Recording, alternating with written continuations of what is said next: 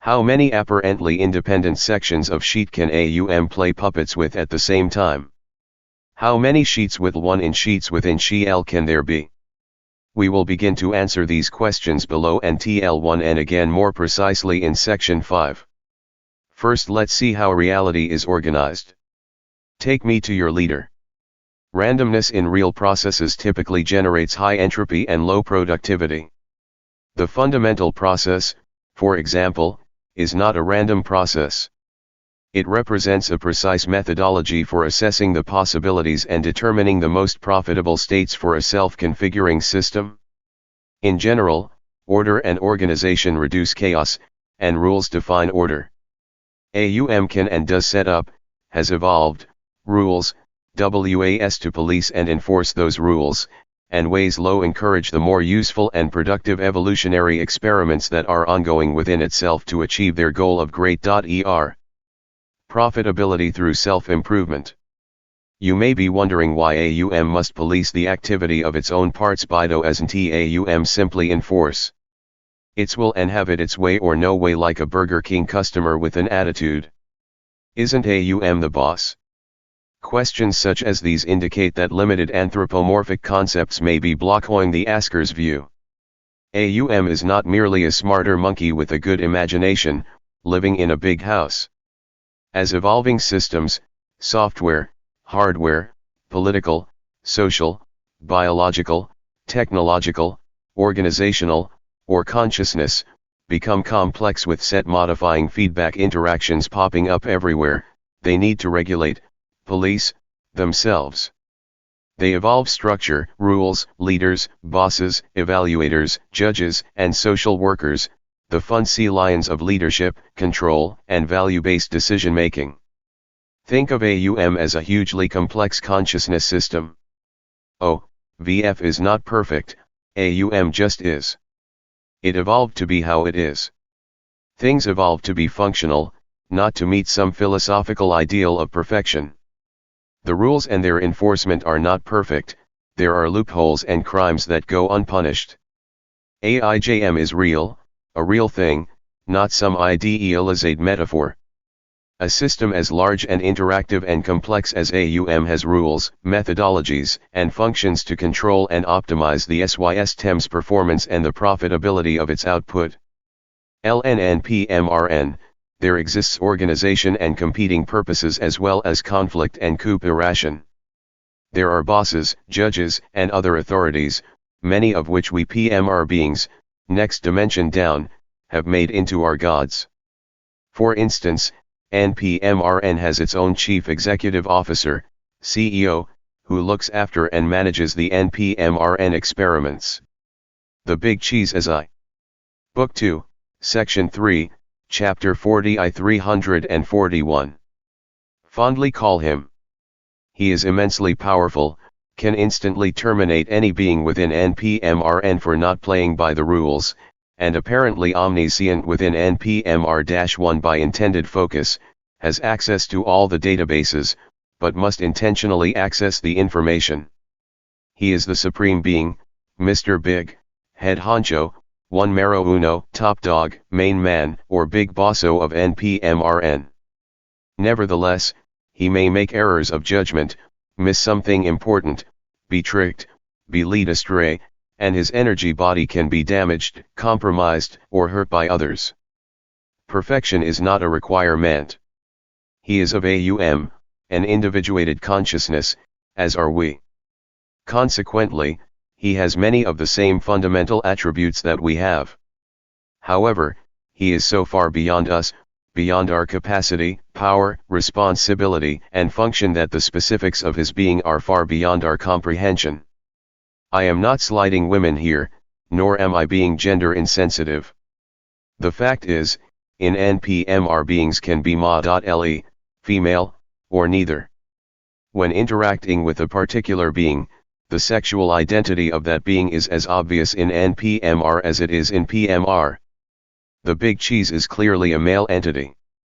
Oh geez, I can see hands in the air all over, okay, very quickly. Yes, non-physical beings can have sex, but not as we do, the mechanics, energy transfer, and purpose are different, procreation is not an issue. The supreme beings, CEOs, or leaders of each NPMR11 are each unique and different entities with different purposes, styles, and personalities. Their power and influence is limited to the reality organizations they run. There is some small interaction between them, but in general their realms do not interact much.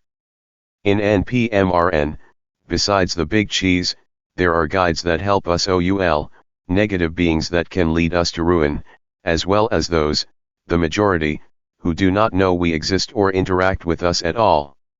All of these, including the big cheese, are themselves hand puppets in the next higher dimensional sheet, obeying their NMPR system level causality, trying to understand more fully their own seemingly mystical beginnings, and making their best effort to learn whatever they need to learn to carry out their own mission of personal growth successfully. All are part and parcel of AUM, as are we, except they are not in the 3D space-time part. The next dimensional existence above NPIVR may be AUM itself, or maybe there are more layers of which I am unaware. My God is bigger than your God. Sung to the tune of, Nana, Nana, Boo, Boo. Some individuals have difficulty grasping the concept of AUM because of their attachment to the anthropomorphic concept of God as the 342 I my big toe I a chip off the old block. Supreme, most powerful, in charge, manipulating, controlling, and judging superbeing of all time. The word being usually infers an extrapolation of us, which demonstrates our lack of experience and imagination. A concept of God created in the image of man, only much bigger and more fearsome, the epitome of masculine power and control, what we as a society value most highly, forceful, domineering, and omniscient by definition. In other words, our kind of guy, how we wish we were. Hey! Nobody kicks sand in the face of my God and gets away with it. This anthropomorphic perspective derived from the ethic of brute force, exemplified by a warlord mentality, and supported by ignorance and fear is often deeply ingrained or reverently tucked away within one's psyche. It often represents an unquestionable belief trap that makes it exceedingly difficult to grasp or understand the much bigger, broader, and more general concept of the evolving consciousness system we have named AUM. If you are having difficulty he and truly 1,11 and to rise above the cultural conditioning and belief systems that you have accumulated, you should tell yourself it is alright to suspend your beliefs temporarily until you have at least intellectually seen the big toe. I will have the sock pulled entirely off by the end of section 5, imagine a little stripper music here, that's enough. You can always do a reinstall of familiar and comfortable beliefs 01 assumptions later. I do not recommend that anyone substitute one set of beliefs for another, see chapter 19, book 1, beware of the belief trap. Traveling in circles is not a good technique for making forward progress. If you cannot, or do not want to, let go even temporarily, and wish to remain continually and firmly attached to your traditional concepts, press on, there is still much value here for such an individual's consideration. If you find these concepts unavoidably discomforting, try to patch up anything that seems to create a logical conflict between my big toe and the conflicting belief system. Use any justification that makes you feel better. The author's apparent delusional confusion would be a good and obvious place to start, that will ease the pressure immediately. Then read on. You may be surprised at the extent to which my big toe actually corroborates and logically contains many of your most cherished conclusions, beliefs, assumptions, and intuitive truths. Disagreement does not have to breed hostility. Tolerance of, and respect for, disagreements, other people's ideas, can lead to a creative synthesis of concepts whereupon you are inspired to create your own, correct, of course, reality model. Maintain your old ideas, hold them dear, treasure them, respect them, hang on low them, and at the same time keep your Book 2, Section 3, Chapter 40 I 343. Mind open, and go on with your journey of personal exploration, Do not be fearful of whatever the truth may lay at your feet. Do not be fearful of being led astray, you are not a sheep or a lemming. Have confidence in yourself, in your mind, in your ability to learn and grow. Perch on the highest branch to improve the scope of your vision. If you see a higher one, go check it out.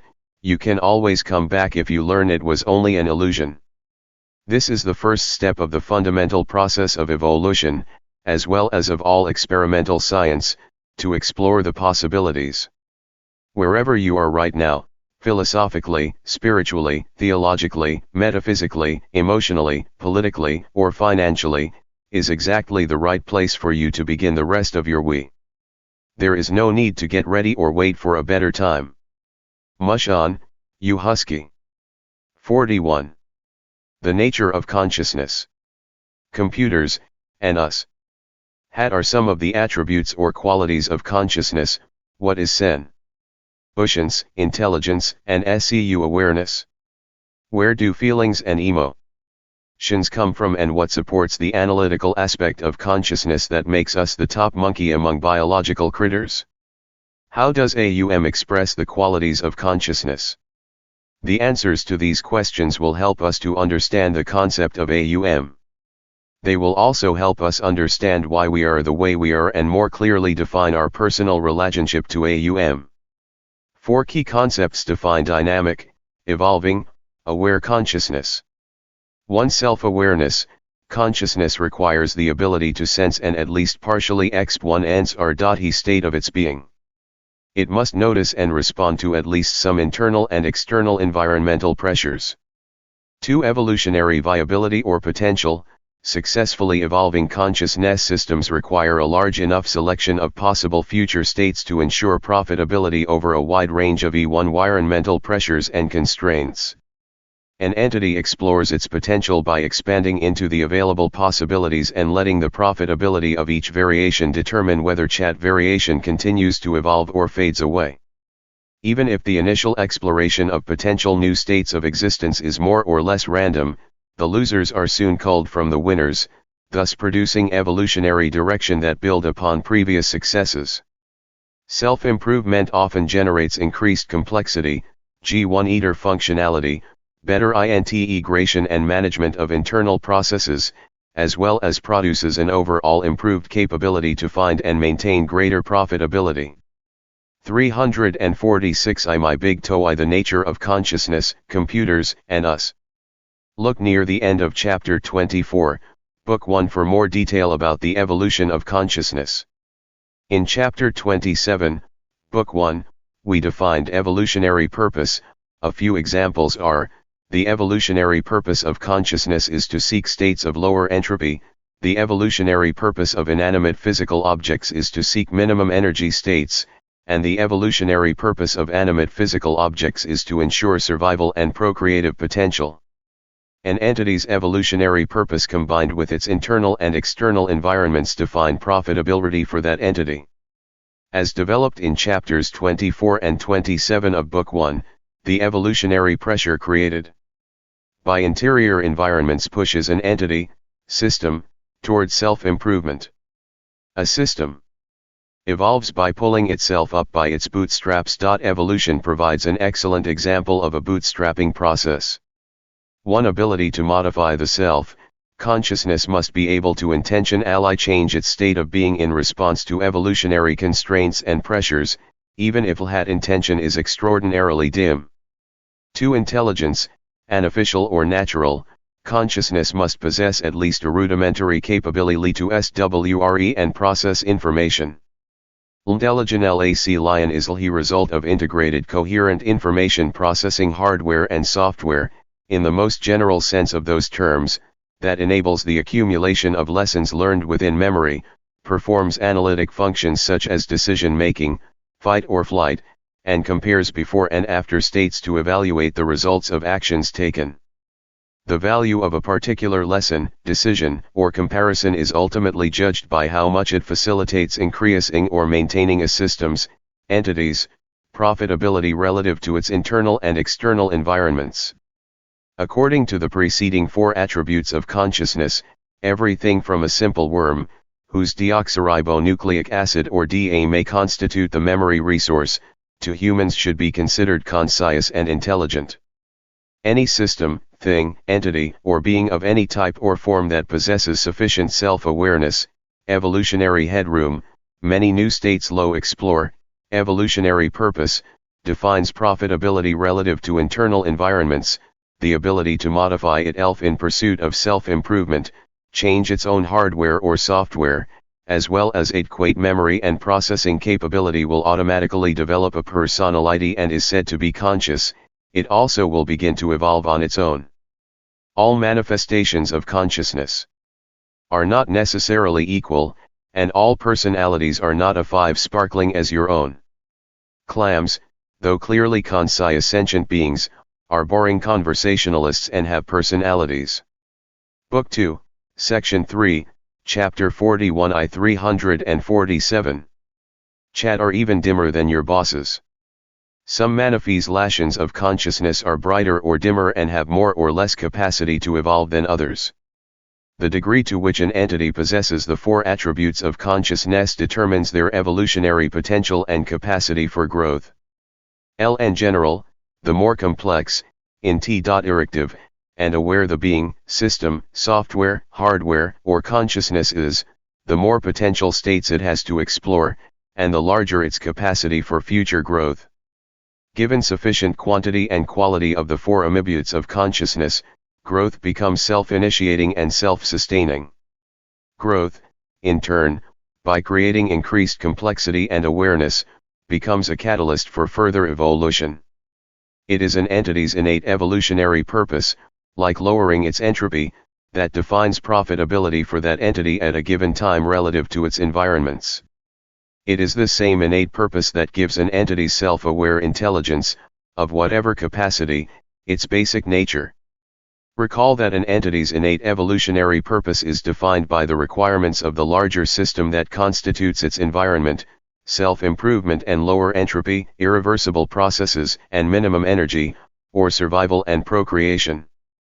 If a system's or entity's purpose can be fulfilled through self-modification in response to natural evolutionary pressures that represent interdependent internal and external environmental constraints, then the system or entity has the opportunity to successfully evolve, others eventually self-destruct.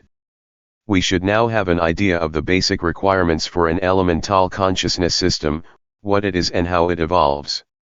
Consciousness may take many different forms and develop a wide range of capacities based upon the richness and complexity of its available choices, its external and internal environments, and the number of states it can possibly occupy. As an example, look at the consciousness, awareness, and attitudes that we know and love best, our own. Collectively, the evolution of our consciousness within its local mind-space environment and of our physic.ti systems within their local virtual PMR has brought us to the point where we have dominated or tamed, except for the oceans and the atmosphere, almost everything in our habitat. From the little picture view, we are extremely proud of our impressive achievements and the rate at which they are expanding our physical prowess. From the big picture view, we are staggering around in the playpen of consciousness evolution hoping to grow up before we inadvertently harm ourselves beyond repair. From the basis of a relatively uniform capacity, individual human consciousness and physical development spans 348 my big TOE the nature of consciousness, computers, and us. An extremely wide range of capabilities and understandings. All humans have roughly the same potential while only a very few ever develop more than a tiny fraction of it.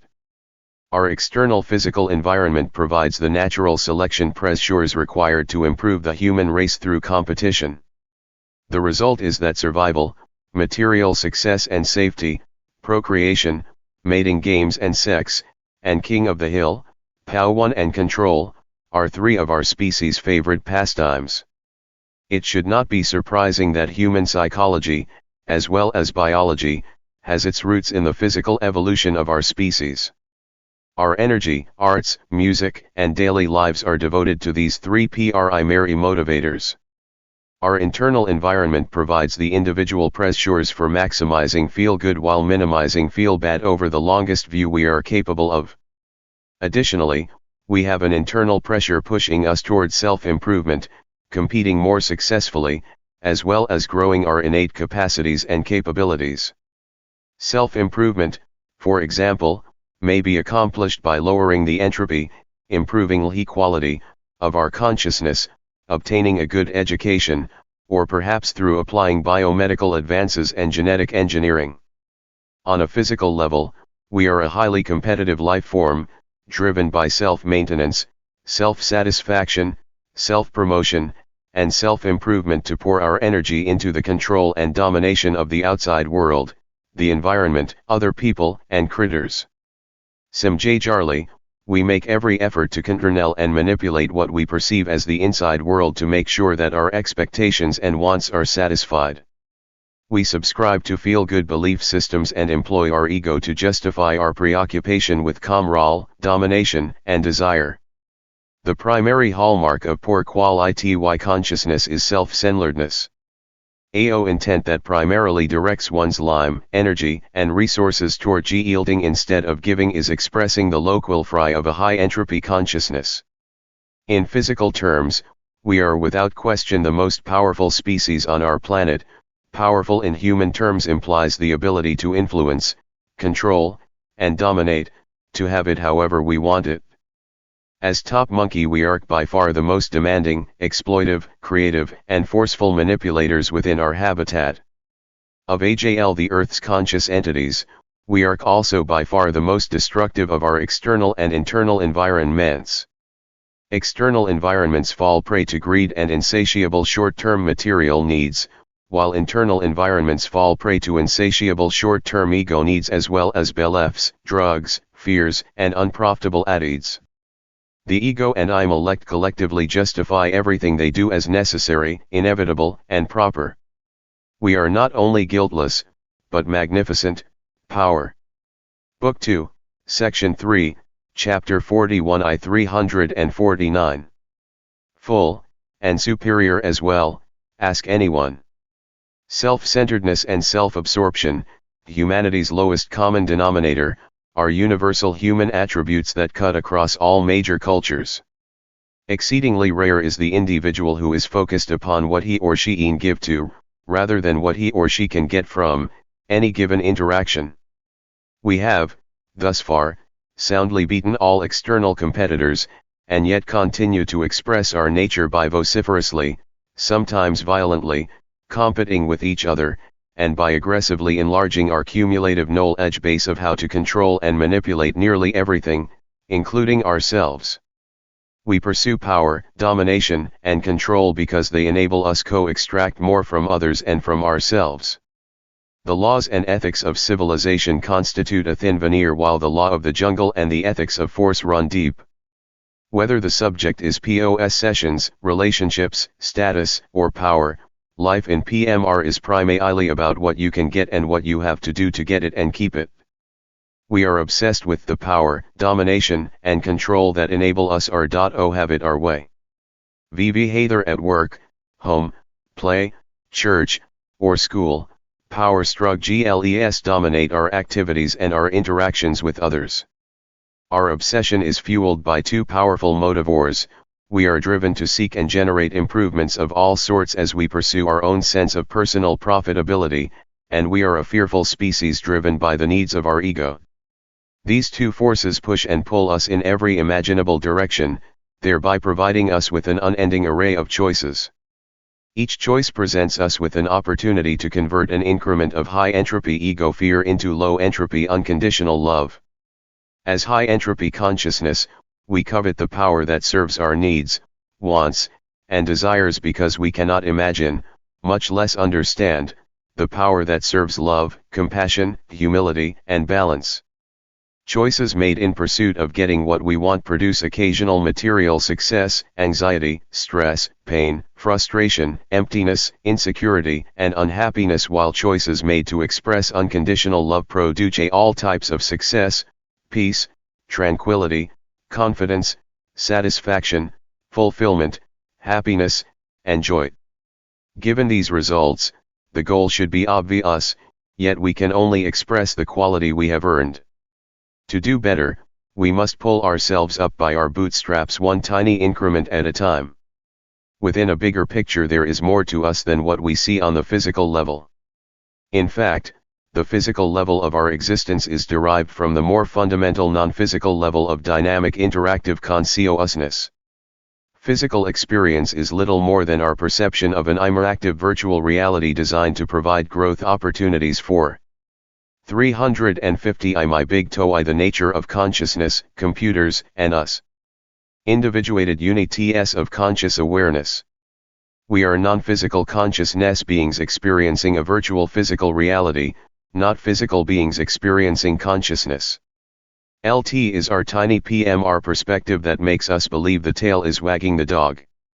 Within a vast consciousness system, PMR is a neighborhood elementary school, a learning lab for beginners, a place where a young individuated unit of awareness can improve the quality of its consciousness. In Section 4 we will take an in-depth look at the larger consciousness system, and explore the concept of PMR as a virtual reality, but for now, the point is, consciousness may evolve within large complex systems to a much greater degree than the small fragment you personally experience might indicate. It is a greatly limiting error of self-centered arrogance to believe that we humans represent the pinnacle of possible consciousness evolution. Most of us will admit the possibility there may be some life form in our universe that is more intelligent and knowledgeable than we are. Almost no one will admit there may be some life form that is more conscious than one ver. Why? Because we cannot imagine that possibility, no more than common flatlanders can see the third dimension through their stomachs. The experience of a greater consciousness is beyond the comprehension of a limited consciousness. Self-limiting belief blindness and comfortable old paradigms force the experience of a larger consciousness to lie outside the acceptable scientific or cultural reality. Whether you are aware of it or not, the larger consciousness is there just the same. Ignorance cannot make what is real disappear, but it can easily make what is real appear to disappear or appear to have never existed in the first place. To find truth, you must be open to all possibilities before forming a hypothesis and collecting the data. Jumping to conclusions or having a preconceived notion of how the results must turn out is bad science. A bacterium that wants to gain an appreciation of the laboratory wherein its petri dish resides must do no more than swdy bacteria and glass. Such a lime-led study can result only in the conclusion that all reid must be contained within that bacterium's own opaque container. It will appear there is no other objective or logical alternative. Sections 4 and 5 will explain how and why consciousness is the only vehicle that allows us to transcend our PMR container, but first we must gain a better understanding of the basics of consciousness. Being a being with both physical and non-physical components has many ramifications. It might be instructive to explore an example of how the big picture contains. Book 2, Section 3, Chapter 41 I 351. And constrains the little picture before we return to our overall assessment of the properties of consciousness.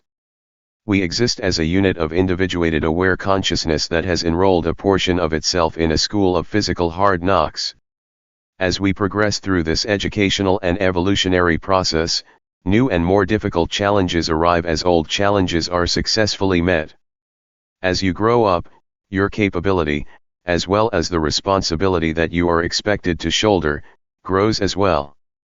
No challenge is ever beyond our reach, but what is required of us grows ever more demanding as the potential knocks meted out for failure become more difficult and severe. Eventually, we must collectively either level up or flame out. One such emerging challenge is beginning to expose a precipitous downside to our dramatic material success within PMR. The top monkey is beginning to discover defects in the keys apparatus. Granted, top monkey business is only a PMR issue and therefore not actually that important, but, because you are likely to be attached to and focused within PMR, I thought that you may be interested in such a digression. On the physical side of the human coin, the Darwinian game of survival and domination of the fittest plays out in the little picture of PMR. In a bigger picture, humans also have an innate drive toward self-improvement that focuses on the evolution of consciousness. The fact is that in the PMR little picture, long-term success ultimately depends on establishing a balance between these two modes of human evolution. If our drive to compete and gain controlling power and knowledge overwhelms the synergistic balance it must have with our drive to improve the quality of our consciousness, we will eventually unravel our grandest gains in a giant leap backward. Point 2. Power and wisdom are not in an effective balance within any self-modifiable system. Too much power relative to the wisdom needed to utilize that power for long-term profitability, that system will eventually become unstable and self-destruct in proportion to the degree of the imbalance. This general truth applies to individuals, species, organizations, societies, nations, and worlds. Very large and complex systems, biological, organizational, social, technological, or mental consciousness, whether they are physical, non-physical, or a combination of the two, necessarily evolve their own complex ecologies. The evolution and growth of these systems hinges upon maintaining a profitable ecological balance among the large number of interactive components that define the system. Large ecological systems that are stable, and therefore the most successful in terms of evolutionary progress, are necessarily self-balancing. Within a self-balancing stable system, dysfunctional or destabilizing components must be self-eliminating or the system will eventually destabilize and self-destruct. Too much power and influence or too strong an effect commanded by too little wisdom is a primary generator of dysfunctional behavior among the more sentient components of 352. 1. My big TOE tour of consciousness, computers, and us. OS. Greed, for example, is but one of many dysfunctional expressions of our insatiable drive to compete and gain effective control over our environment and all other entities, including other people, organizations, cultures, and nations. The relentless need to justify and indulge our personal wants and desires is yet another example. Humanity, the master of its physical world, must evolve a commensurate quality of consciousness. Human beings must find balance within the larger system of which they are a part. If we do not evolve the whole of our being, if we do not achieve sufficient balance, humanity will become self-eliminating, at least to the point where the remaining dysfunction no longer jeopardizes the whole. Nothing personal, that is simply the nature of large natural, stable, systems. Munching those yummy apples from the tree of knowledge was only the kick-off banquet for our system's great experiment in consciousness. How do you think the experiment will turn out for you, or for humanity? 1. Will we PMR learning lab rats grow to the extent of our potential, find balance, discover our purpose, and reconnect to the source as we continue to expand our technological prowess? Or 2. Will we self-destruct as a dysfunctional component trapped in a little EPMR-only picture with such low-quality consciousness that we cannot pull ourselves out of the belief traps we have created? Is it our fate to be done in by our own inventions like the self-serving mad scientists that inhabit Hollywood movies? Will our consciousness evolve to new heights? Will it eventually start over with a new experiment, or will it continue to struggle on indefinitely within the present arrangement? Good questions. 1. Unfortunately, the answers are unavailable because the experiments are in progress, the final results are not in yet. Don't give up looking for answers. The most important question is one that you can answer. To which of the two potential realities mentioned above will you contribute the time and energy commanded by your free will? On the subject of the necessity of balancing power with wisdom, I have some bad news and some good news. First, the bad news: self-destruction requires neither malice nor stupidity. Sometimes the immensity, scope, and impact of the power being utilized are difficult to fathom and its long-term effects can be difficult to predict. Great power in the hands of knowledgeable fools is no less dangerous because the fools are well-intentioned. Now, the good news: a solution to the problem exists and we have the capacity and the opportunity to implement it. The only question remaining is, will we? Wisdom rises above knowledge. Right action within the little pictorial ways follows right intent within the big picture. Right intent within the big picture is the result of big truth comprehended by a consciousness of adequate quality. The clear vision of wisdom is dependable and accurate. What drives us to be the top monkey will also inevitably drive us towards self-destruction if we do not simultaneously evolve sufficient consciousness quality. What? Book 2, Section 3, Chapter 41 I 353. Drives us to the higher quality of a reduced entropy consciousness can only find sufficient traction to move us toward greater wisdom if we grow up enough to sincerely care about personally discovering big truth. That is enough about us. Let's shift gears and explore consciousness from a different angle. You have no doubt discerned that my concept of consciousness is a broad non-anthropomorphic one. Given this generalized view of consciousness, the next step is to explore, in yet another short aside, the connection between digital computers and digital consciousness. Because I have described aware individuals, like you, as individuated chunks of an digital consciousness tling, the relationship between digital computers and consciousness takes on a more personal perspective. While the conceptual ground of consciousness evolution is freshly plowed, this is a good time to plant two conceptual seeds. When these seeds fully germinate in sections 4 and 5, you will gain a much deeper view of the inner workings of digital and human consciousness and how both are related. Low computers. Could a computer ever become consciousness? Why not? The way we have broadly defined consciousness in this and earlier chapters, see Chapter 28 of Book 1, Chapter 7 of this book and most of Section 4, leaves us with no theoretical barriers to the existence of silicon-based consciousness. Note I use the term silicon-based for convenience throughout this trilogy, but I more generally intend whatever material futures computers might be based upon, which probably will not be silicon. It may be a decade or two before the idea of man-made digital consciousness becomes a practical reality, but there are some computers' software and hardware implementations that are predominantly experimental and, for the most part, exist within universities, that have for some time, in an extremely rudimentary and dim way, met the criteria for being conscious, as does an ant or amoeba. But that is not to say that this rudimentary consciousness is similar to our consciousness. At the root, they may possess the same fundamental structure and processes, but at the flower they are enormously dissimilar with vastly different capacities and potentials.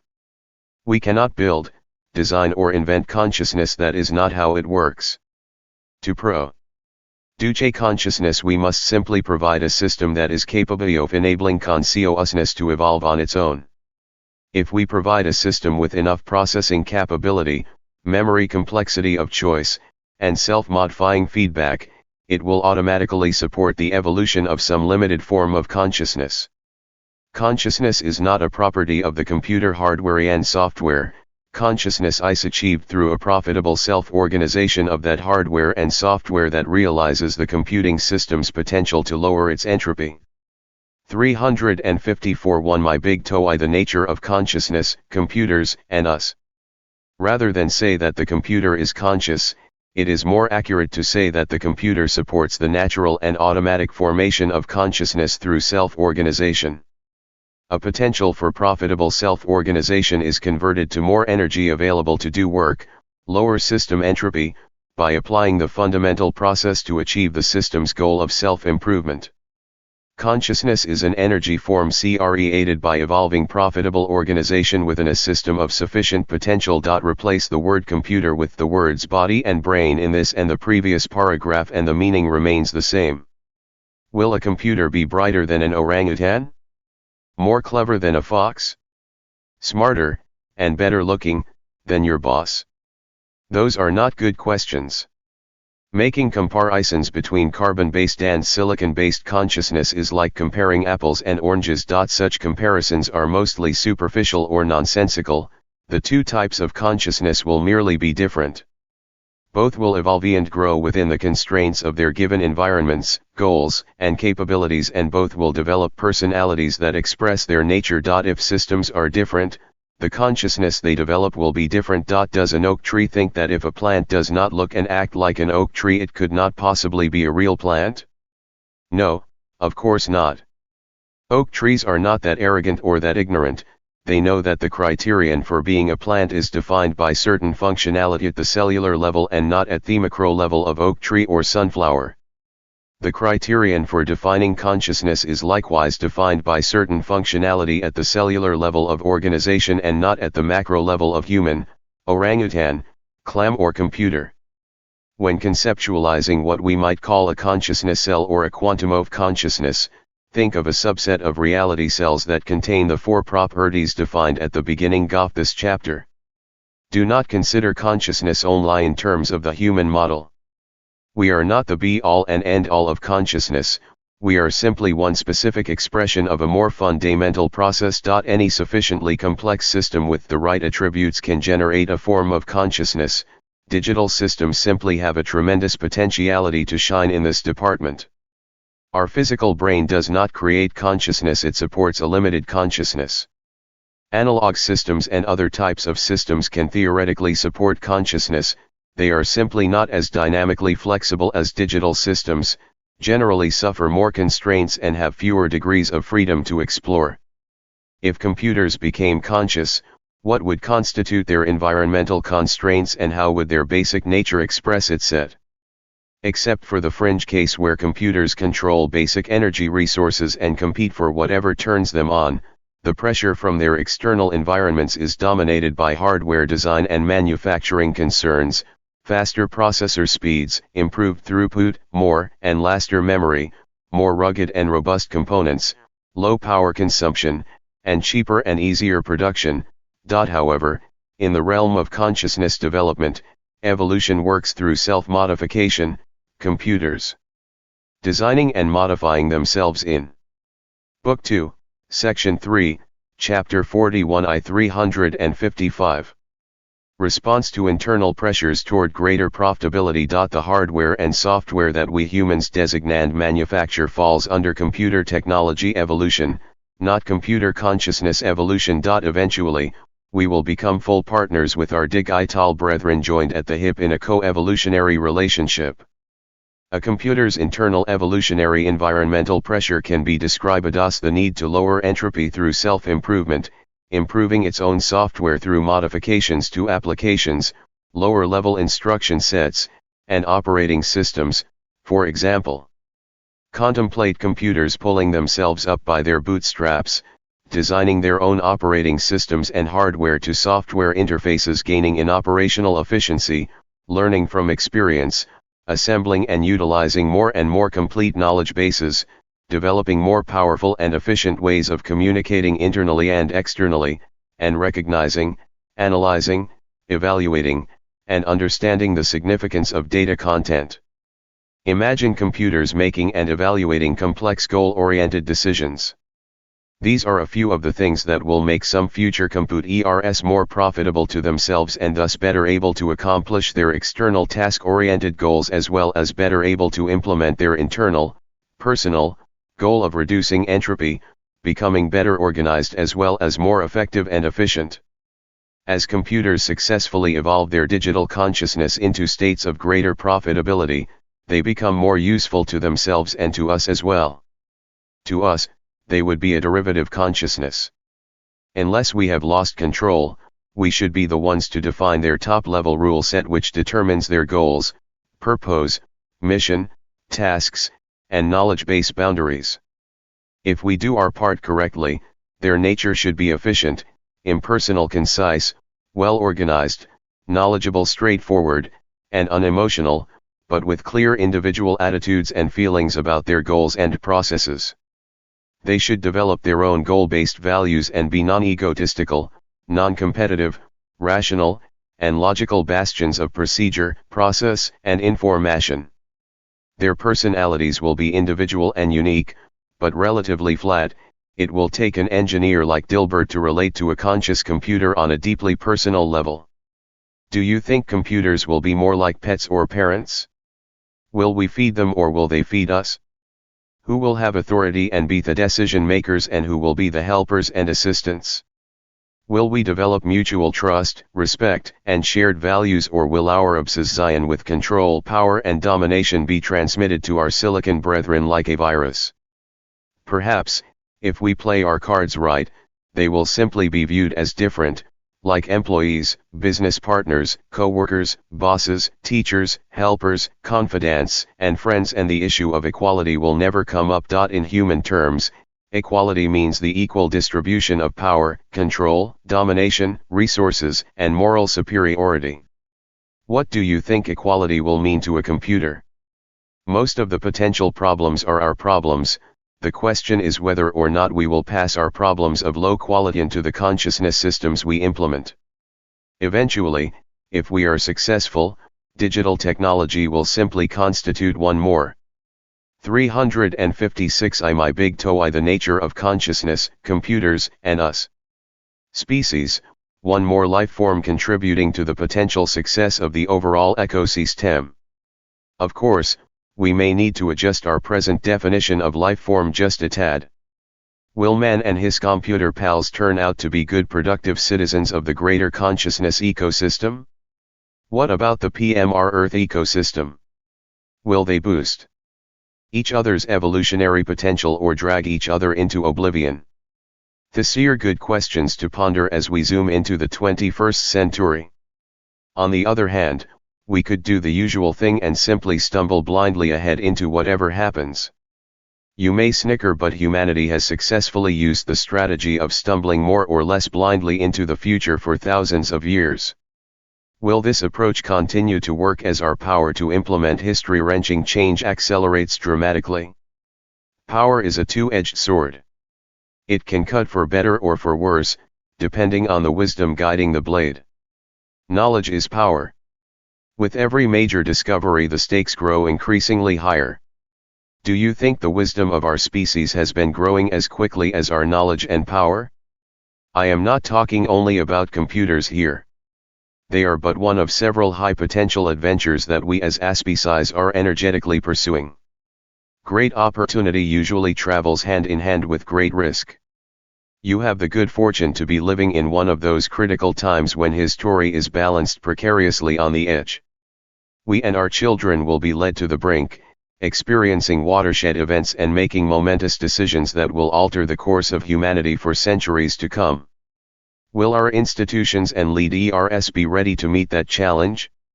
Will you be ready to meet the challenge and help negotiate the curves, or simply ready to deal with whatever happens? Or will you, like the majority of your species, be caught unaware, frozen by the glare of the oncoming headlights? Once the roller coaster is pushed over the edge, you are committed to ride it to its final conclusion. Contrary to popular belief, big decisions always turn on the knowledge and wisdom of ordinary individuals. In the end, it is the ordinary people who must consent to follow their leaders. No great mischief is likely to be committed by leaders without a following. The people and their leaders invariably get what they deserve.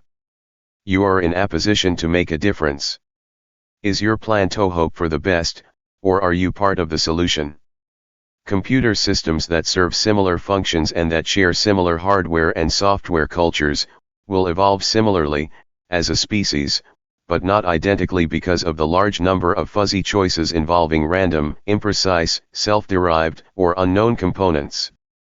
Additionally, unique differences will evolve within a species because there are often many viable solutions to a single problem and large system. Book 2, Section 3, Chapter 41 I 357. Optimization can be approached from many different angles. Every computer able to support consciousness will be unique. The extent of that uniqueness will be dependent on the dimness or brightness of that consciousness. The extent to which they can develop themselves will be based upon their inherent capacities and limitations. I expect that clams, though extremely dim, are all individually unique, but, from our point of view, not by much. Dogs and cats show much more variation in their physical and mental dimensions. Individual personalities are obvious. At the other extreme, monkeys and people are individually unique enough and aware enough to be constantly struggling with their wants, needs, expectations, and desires. Will the uniqueness of computer consciousness be more like clams, cats, dogs, monkeys, or people? Initially, it will probably be more like clams, but eventually, like most other sentient beings, they will evolve brightness and uniqueness to the limits of their capacity. What that capacity might eventually support is beyond our present knowing. Theoretically, AUM demonstrates the upper limit on the capacity of digital consciousness, but AUM does not live within the constraints of the space-time rule set as do we and our computers. Those who are particularly sensitive to the feelings of others are wondering how we are going to recycle the little darlings every 3 or 4 years if they sprout consciousness. Can we unplug a fully conscious entity and throw it in the trash pile because it is not as fast or feature-rich as a newer model? Sure we can. No problem. We do much worse every day. Let go of those anthropomorphic thought pattern habits. Computers can and should be recycled every 3 or 4 years because they evolve quickly. When hardware and software evolution slows down, computers will be recycled over a longer time base. Human entities, a carbon-based consciousness container, are now recycled every 75 or 80 years because we evolve, learn, slowly. Nothing of significant evolutionary value is lost in either case. Software is continually updated and applied to newer and better hardware platforms. Computer systems, hardware and software, evolve more or less continually as the old is upgraded and improved to become the new. The new is built upon knowledge gained from the old. Understanding, achievement, capability, and personality will be preserved and given new room for additional growth as individual computer consciousness and digital species consciousness are reincarnated into more and more able hardware bodies. Computer consciousness is not attached to the computer's hardware any more than our consciousness is attached to our brain. Computer consciousness is not attached to its software either. Consciousness develops when the hardware and software, or brain plus central nervous system, CNS, together provide an environment suitable for its evolution. Consciousness is non-physical whether it is ours or a computer's. The physical hardware and software, or brain and CNS, are simply hosting the consciousness by providing a media that is suitable to PMR, or equivalently, by supplying the infrastructure required to support self-modifying cognitive interaction, experience, within a local virtual. 358 1 My big TOE The nature of consciousness, computers, and us. Reality. Although consciousness can be embedded, hosted, or emulated within certain physical structures, it is an entirely different entity, bounded energy form, than the physical structure that supports it. The structure simply provides a mechanism that allows evolution to produce synergy through self-organization. Synergy is produced within a system when an interaction among its parts produces a combined effect that is greater than the sum of the effects of the individual parts. A digital system has digital parts, specialized content, and interacts by affecting profitable organization and the development of new content. Within a closed system of fixed capacity, an interaction or new configuration among its parts that produces a decrease in the average entropy of the system would be described as synergistic. Synergy is increased as entropy is decreased. Contemplate entropy being converted to synergy within an evolving consciousness system as a result of changes in personal growth of its individuated parts. Consider synergy as the energy of profitable organization, the energy of digital systems. Further, consider primordial consciousness, AUO, as a form of potential synergy. As entropy is reduced, potential synergy, a potential for synergistic organization, or potential digital energy is converted into actualized synergy, organization producing a system that is more profitable than a sum of the individual organizational changes would produce sans interaction. Reducing entropy and increasing synergy increase a system's effective energy, its ability to do work, to become profitable, and to create unique new content. The power of a digital system is a measure of the rate at which it can produce synergy, or, more generally, modify the entropy content of itself or other systems. A more powerful consciousness can reconfigure bits, or reorganize content, more thoroughly and quickly than a less powerful consciousness. Since all existence has organized a vital content at its core, a sufficiently powerful consciousness can readily modify the dynamics and causality of its associated internal and external environments. Thus the mechanism that enables and supports psi effects is a direct result of the digital nature of consciousness and the dynamics of the fractal ecosystem that you inhabit. It may be helpful for you to expand and generalize your concept of energy by thinking of synergy and entropy as two sides of the same energy coin. An evolving digital consciousness system, which is the same as a digital system of self-organizing energy called consciousness, experiences the following: decreasing entropy, increasing synergy, a greater ability to do work, profitably organized to produce intended results, an increase in the available and useful system energy, a conversion of digital potential energy into actualized digital energy, more profitable organization through intentional self-modification, the development of a more powerful and capable digital system, increasing quality and spiritual growth, all are essentially different expressions of the same thing. Book 2, Section 3, Chapter 41 I 359. If you equate the decrease of a digital system's entropy with the increase of its energy and synergy, you've got the picture and an adequate understanding of how these words are being used. In the digital world, organization is the driver and animator of growth, profitability, substance, and content. Organization is the ultimate form of energy. In PMR organization, particles into atoms, atoms into molecules and molecules into various forms of matter, is the ultimate source of our usable energy. The physical world is organized into being according to its defining rule set.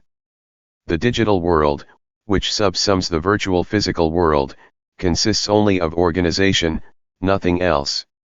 Reality is organized bits. Recall from Chapter 26, Book 1 that the bits themselves, reality cells, are also organized into existence's relational binary units, distorted versus not distorted. At the bottom of this hierarchy of organized process is the self-modifying distortable AUO, the one and only assumption that must remain beyond our comprehension. Logic requires that, from the PMR point of view, AUO must appear mystical to us, necessarily, practically and theoretically, beyond our knowing. Our other assumption, the fundamental process of evolution, defines profitability and determines AUO's trajectory of state changes or evolutionary growth path.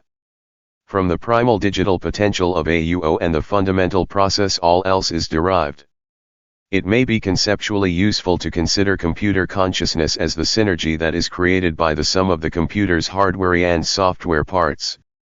The larger consciousness ecosystem evolves, increases its synergy, as its parts move toward lower entropy configurations through an iterative process we have called the consciousness cycle. Consciousness is an energetic, entropy-reducing result, not a mechanism or device. Computers' brains and reality cells are mechanisms. Simply put, consciousness represents the energy of organization. One does not make a consciousness system, one makes a system that supports the evolution of consciousness. Consciousness, like a flower, cannot be directly constructed but grows when given suitably fertile conditions. Growth is enabled when the consciousness system has the ability to reduce its own average entropy, or equivalently, organize itself more effectively in the pursuit of greater profitability. A consciousness system becomes self-evolvable when it contains, in sufficient quantity and quality, the four attributes of consciousness discussed at the beginning of this chapter. Consciousness must evolve, one cannot produce it in a finished state. Its evolution may be speeded up or retarded, but it must evolve just the same. In order to participate in a rule-based virtual reality learning lab, a limited fragment of individuated consciousness may be hosted by a bounded structure, such as a brain or a computer. The limitations of the supporting structure limit the awareness and organizational potential of the consciousness hosted by it. As a consciousness evolves. 360 My big TOE the nature of consciousness, computers, and us. Beyond the capacity of a particular structure to support RT, it simply migrates to a more suitable host, such as a more powerful computer, bigger brain, or directly to TBC, EBC, or AUM. Thus all forms of consciousness, whether they temporarily attach themselves to, inhabit, a virtual structure to gain a specific type of rule-based interactive experience or not, have an upwardly mobile growth path. The same logic applies to us. All consciousness works in the same way. A unique self-organizing synergy creating system that pulls itself up by TDS bootstraps in pursuit of profitability defines our evolving consciousness and provides us with a path toward greater quality and lower entropy.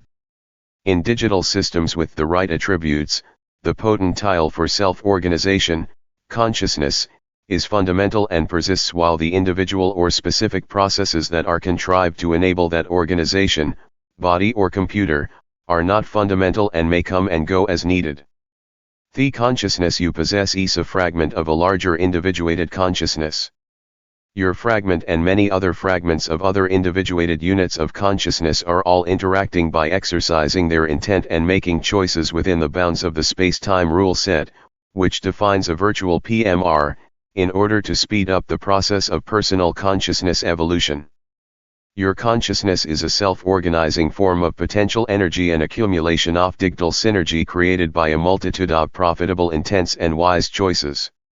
The capacity of an entity's consciousness and the personality supported by that capacity functions off the limitations, abilities, and capacity is off the hardware, body and software, decision-making.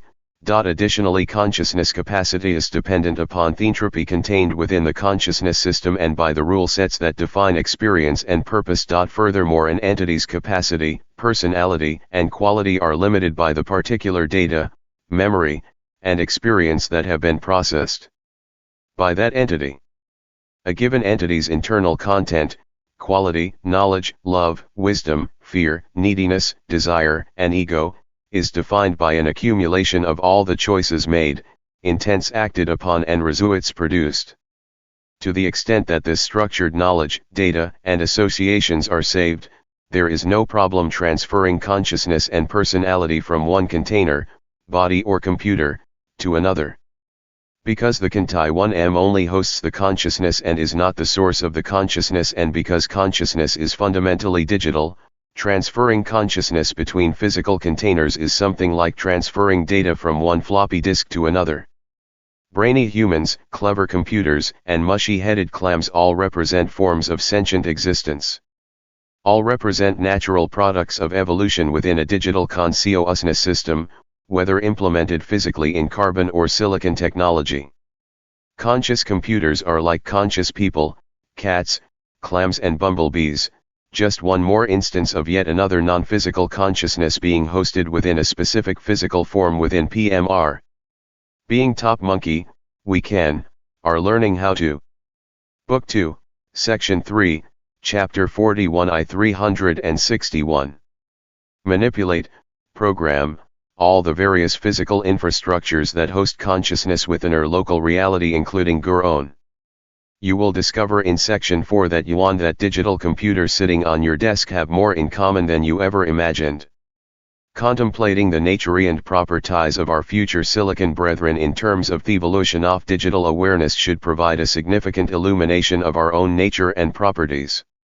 The evolution and progression of digital consciousness represents a basic and relatively simple process that applies to all digital consciousness regardless of where it sits in the multi-level maze of the consciousness evolution fractal. Now that we understand consciousness better, it might be instructive to revisit the concept of an evolving digital consciousness recursively repeat and applied at many differing scales, one level building upon the other to produce all that is. As in all fractals, a repetition of basic organization, pattern, and simple rules for change, applied recursively, yields a monstrously large, detailed, and complex result. You should be proud to be a tiny piece of this dynamic big picture consciousness evolution interactive fractal ecosystem. As an integral part of the evolving big picture consciousness fractal, the process, purpose, and pattern of you is the process, purpose, and pattern of the whole. You will hear more about this in Section 5, Chapter 13, Book 3. Humans, organizations, technology, and other evolving entities all progress in similar fashion.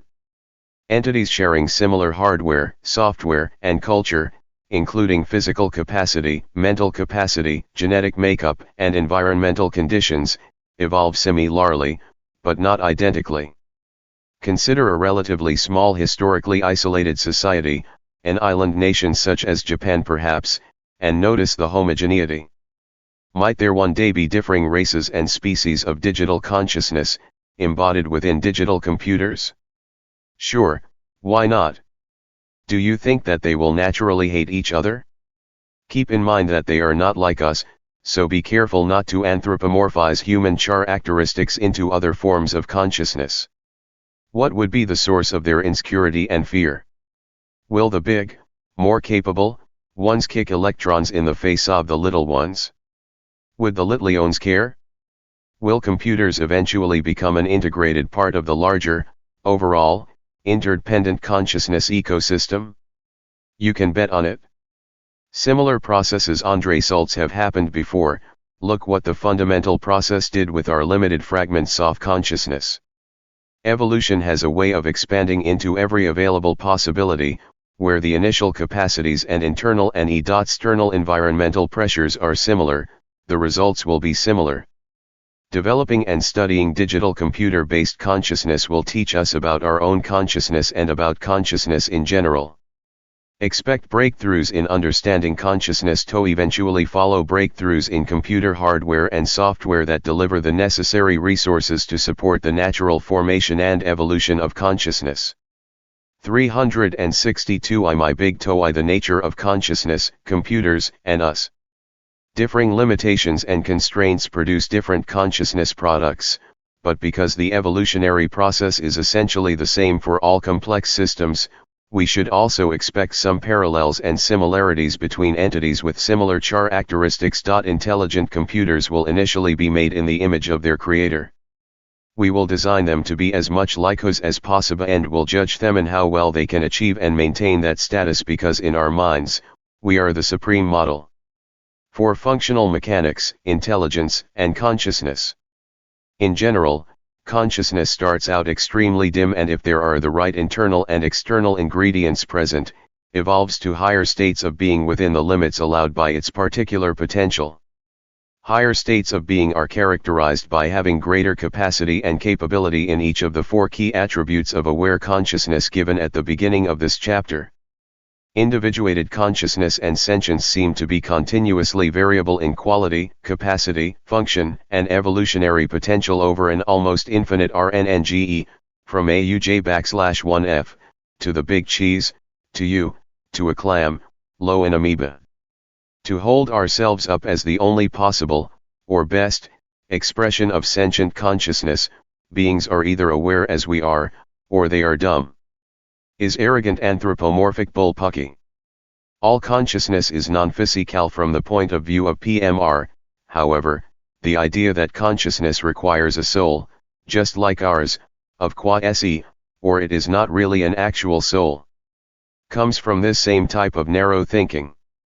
We will discuss this issue in more detail in the next section.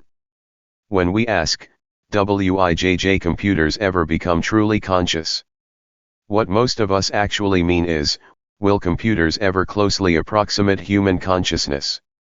It seems that we can imagine nothing other than ourselves. Such a limited viewpoint is blinded to the possibilities by its self-absorption. Man and man's best friend, man's opinion, are both examples of unique sentient consciousness and evolutionary potential. Believing that humans represent the zenith of consciousness evolutionary potential is worse than extremely naive and leads casting AUM in our image. A billion years ago or so, Amoebi, with some justification, had that same superior attitude, and most of them, I am told, still do. These days, being smarter than an amoeba is relatively easy. However, being wiser, less arrogant, and less self-absorbed than an amoeba, for some strange reason, remains problematical. Does the big dude have feelings? Or a personality? What does love have to do with consciousness? What about emotions and feelings such as joy, peace, sadness, pain, fear, and pleasure? I am not referring to physical pain or pleasure here. Because AUM is not biological, these are more mind-focused questions. Does AUM ever annoy itself, have a bad day, or get bored or lonely playing only with and by itself. In Chapter 29, Book 1, we discussed the creation of values. We saw that evolution operating upon a rich array of possibilities began to organize consciousness into a much lower entropy awareness that eventually led to self-aware intelligence, followed by values, and ending with personality and purpose. In this and the next chapter, we will explore AUM's personality and feelings in juxtaposition to your personality and feelings. The key to a logical assessment of personality and feelings is an understanding of the concept of ego. Now that we are talking about feelings, personality, and ways of being, a discussion of the role and function of ego and its relationship to fear will be helpful. To understand ego, you must first understand fear. At the deepest level, fear is generated by ignorance within a consciousness of low quality. Fear and high entropy are mutually supportive. One creates and encourages the other. Earlier, we mentioned that evolutionary pressure was at the root of the four major motivators of humankind: 1. Survival and material success, 2. Male-female relationship and sex, 3. Influence, control, and power, and 4. Self-improvement, love, and fear. The first three are a direct result of physical evolution, whereas the last is a product of consciousness evolution. All four are uniquely blended together within each individual. It is 364. 1. My big TOE. What does love have to do with consciousness? This motivational mixture that drives the bulk of our choices. Whenever an individual perceives that he or she is seriously lacking any of the first three, fear is generated, especially if the consciousness quality is low. Additionally, fear arises from incomplete knowledge or understanding. It leaps up in dread of unknown possibilities. Worry and anxiety and feelings of inadequacy breed insecurity and fear. Ignorance fanning the flames of fear can quickly whip itself into a blaze of insecurities, building one upon the other. Many of us have experienced this unhealthy degenerative process when a loved one becomes unexpectedly ill, hurt, or soon accounted for, and we do not know how the situation is going to turn out. Fear resides in the intent or motivation, not in the action. For example, purposely avoiding trouble may be an act of good judgment and not necessarily an act motivated by fear. Fear as a product of intent represents a state or condition of consciousness.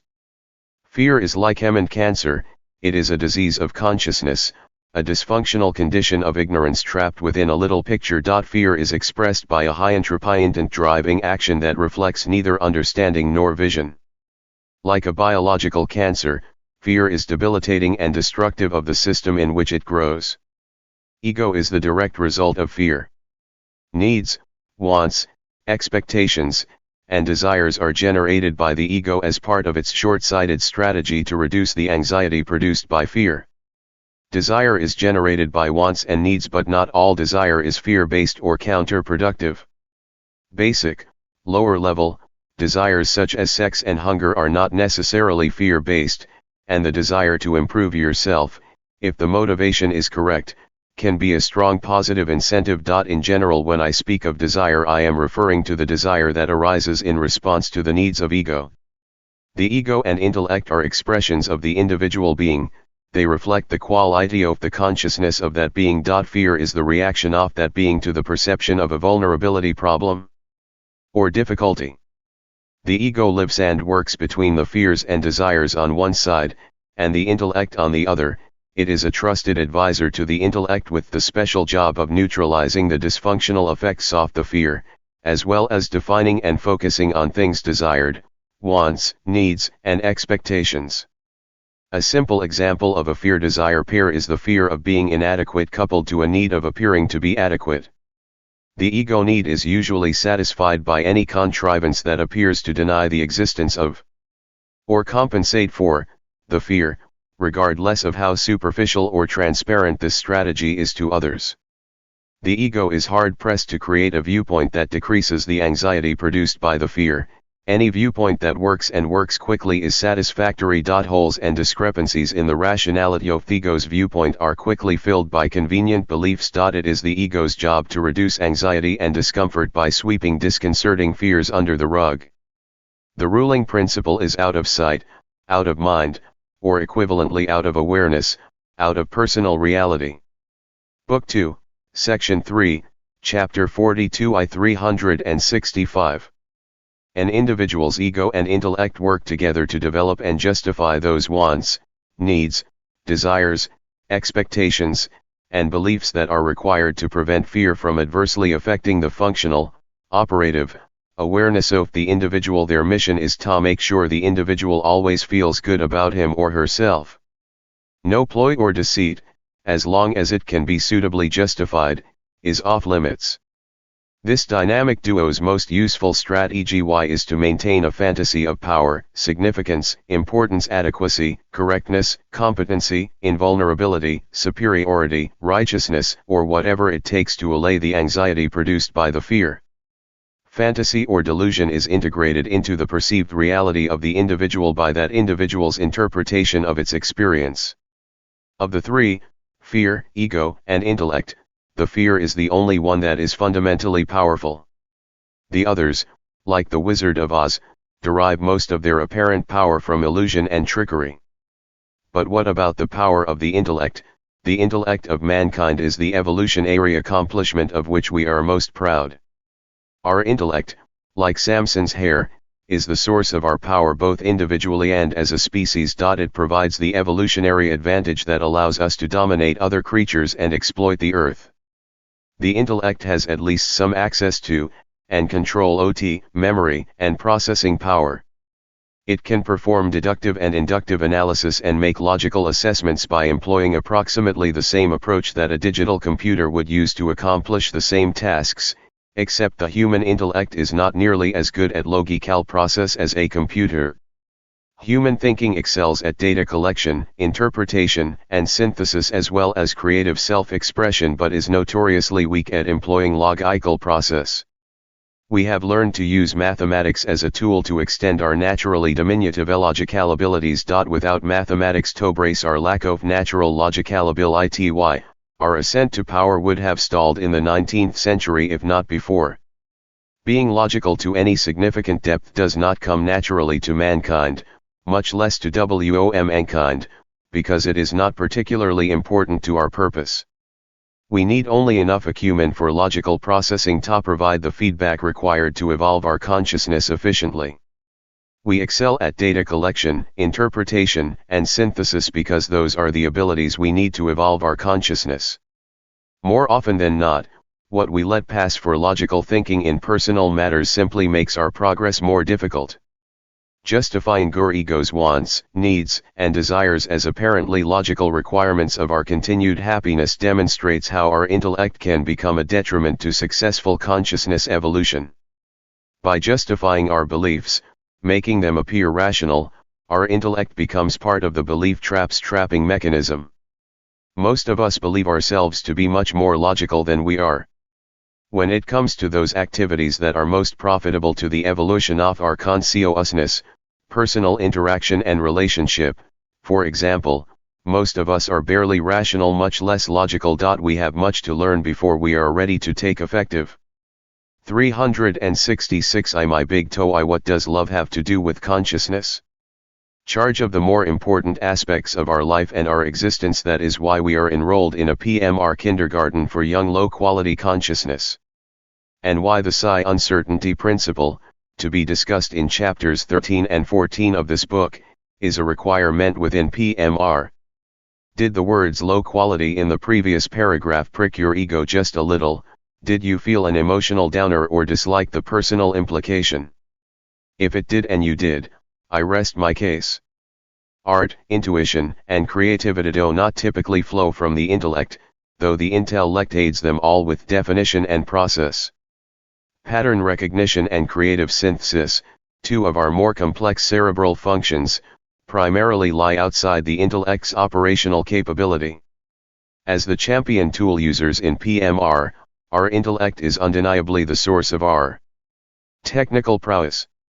Our ability to use and design more powerful tools, accumulate resources, and outsmart Mother Nature, each other, and ourselves is a tribute to the inventiveness of our intellect, the power of our mathematics and our irrepressible drive to control and dominate. However, in terms of consciousness, personal power refers to the power to make right choices that lead to right action. In the big picture of mind space, your power is derived from your quality of consciousness, not from your ability to force issues to resolve to your satisfaction. In matters of importance, the intellect seldom has but a tiny fraction of the truth data required for useful logical analysis. Nevertheless, the intellect offers an illusion of being logical as it creates a smokescreen of self-serving belief, need, and fear-based rationale to serve the ego's needs. It is in the service of the ego that the average intellect spends most of its time and energy. There are exceptions, but they are exceedingly rarer than a poll of intellectuals would indicate.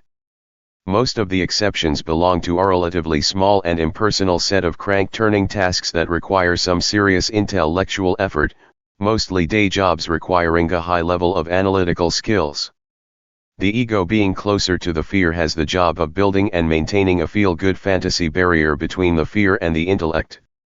The ego, in collusion with the intellect, builds a complex delusional structure held together by convenient beliefs that justify an intricate web of interactive needs, wants, and desires. The ego is reactive and has no power of its own, though it has great influence by virtue of its job of counterbalancing the fear. The intellect has the job of justifying, approving, or blessing the construction materials, beliefs, attitudes, pseudo-knowledge and strategies, of the ego. This information processing function develops whatever analysis, reasoning, that is required to support the ego's needs. Developing adequate justification for the beliefs and attitudes of ego, along with developing and executing strategies and plans to support fantasy creation and management, are the intellect's primary duties. The intellect has another job. It also processes. Book 2, Section 3, Chapter 42 I 367. And stores the information in memory that is required to drive a car, hold a job, earn a degree, be an engineer, find your Mr. 1G car keys, get out of the rain, and so on. The intellect cannot, by itself, either love or lower entropy, nor does the intellect direct intent or will, as you might imagine. Intent is a reflection of consciousness quality. Will is applied intent, neither can be directed by analyzing data. Intent and will operate at a deeper level than the intellect, which represents only the functions of information storage and data analysis. In summary, the intellect justifies and rationalizes what the ego requires to fabricate the appropriate fantasy structure that must counterbalance each fear. Your fantasy structure is a system of finely tuned personal beliefs that are specifically designed to meet your needs, wants, and desires, and to mollify your fears. The intellect's justification defines and legitimizes the fantasy as a rational reality. The common ego attributes of arrogance, self-importance, and self-righteousness are merely a few of the construction devices such as arches, vertical walls, and pitched roofs that the ego uses to build and maintain its delusion. If others evaluate an individual as egotistical, it means the fantasy built by that individual's intellectuality construction team is obvious to the vision and understanding of others. The degree to which you are capable of understanding the fantasy structures of others is dependent on your own personal fantasy structures. The devices you use to maintain your fantasies or delusions are largely not understood for what they are, whether they are employed by yourself or by others. To see with clear vision, you must first become detached and fearless in the face of ignorance. Without fear, there is no need for ego, no use for needs, wants, or beliefs. What basic desires remain are natural, healthy, and in consonance with right being and spiritual growth. They create no conflict. To complete the picture of ego, as defined above, you must be aware of its opposites, humility and compassion. Humility allows for confidence, certainty, self-assuredness, purpose, and passion while carrying an underlying implication of an awareness and recognition of limitations. The limitations of which humility is aware can originate inside or outside the individual, a wholly artificial distinction, but one that will aid the clarity of the explanation. An awareness of inside limitations recognizes the limits of individual knowledge and understanding, it acknowledges its own ignorance and is accepting of the ignorance of others. An individual who fully appreciates the value, significance, and importance of others, as well as understands his or her own responsibility to be of service, reflects genuine humility. Humility breeds compassion and vice versa. Outside limitations spring from an understanding of the laws, properties, and requirements of reality. Humility and compassion require an individual to understand their limited role within the big picture. As arrogance waxes, humility wanes. 368 My big toe What does love have to do with consciousness? In effect, humility and compassion are the antitheses of ego, they are what is left over when the ego is gone. As humility and compassion emerge, ego disappears, and vice versa. It is exceedingly difficult to consciously and purposely develop humility, increase the quality of your consciousness, drop ego, or grow spiritually without some knowledge or understanding of the big picture. Thus, humility and compassion are the correcting mechanism for ego, while knowledge and courage, open-minded skepticism in the relentless pursuit of truth, are the correcting mechanism for fear. Love is the result of the success of both corrections. Your capacity to love, a measure of the entropy of your system, is inversely related to the ego and fear your being contains. Because the ego is generated in response to fear, you can see that to love, to increase your capacity or ability to love, you must primarily let go of fear. Without fear there is no need for ego, but without fear and with humility there is no ego. Both fearlessness and humility are required, and are the byproducts, of a successfully evolving consciousness. A consciousness becomes the embodiment of love, humility, and compassion as it engages its free will to reduce its entropy toward the positive side of being. Thus, increasing your quality of consciousness increases your capacity to love and allows your intents and actions to be animated by love. Love is the natural result of low entropy, high-quality consciousness. Love is the word we use to describe how a low-entropy high-quality consciousness interacts with other individuated consciousness and other sentient or non-sentient entities. Love is the result of successful consciousness evolution. The capacity, ability, and willingness of an individual to love is a function of how much entropy their individuated consciousness contains. Love capacity is a direct measure of entropy within consciousness. I bet you never thought that you would ever see a technical definition of love. While we are being both technical and surprising, let's give the concept of spirituality a technical definition as well. Spirituality, as it is used in this book, is equivalent to consciousness quality. You become more spiritual, demonstrate a higher spiritual quality, and make progress on a spiritual growth path by lowering the entropy of your consciousness. A consciousness with lower entropy produces a consciousness of higher quality.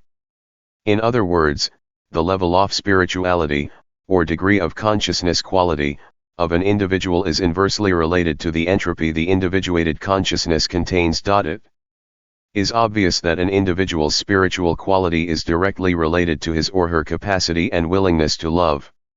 Is it clear that a person of high spiritual quality also has an enlarged capacity to love? Do you understand why spirituality and love always travel together?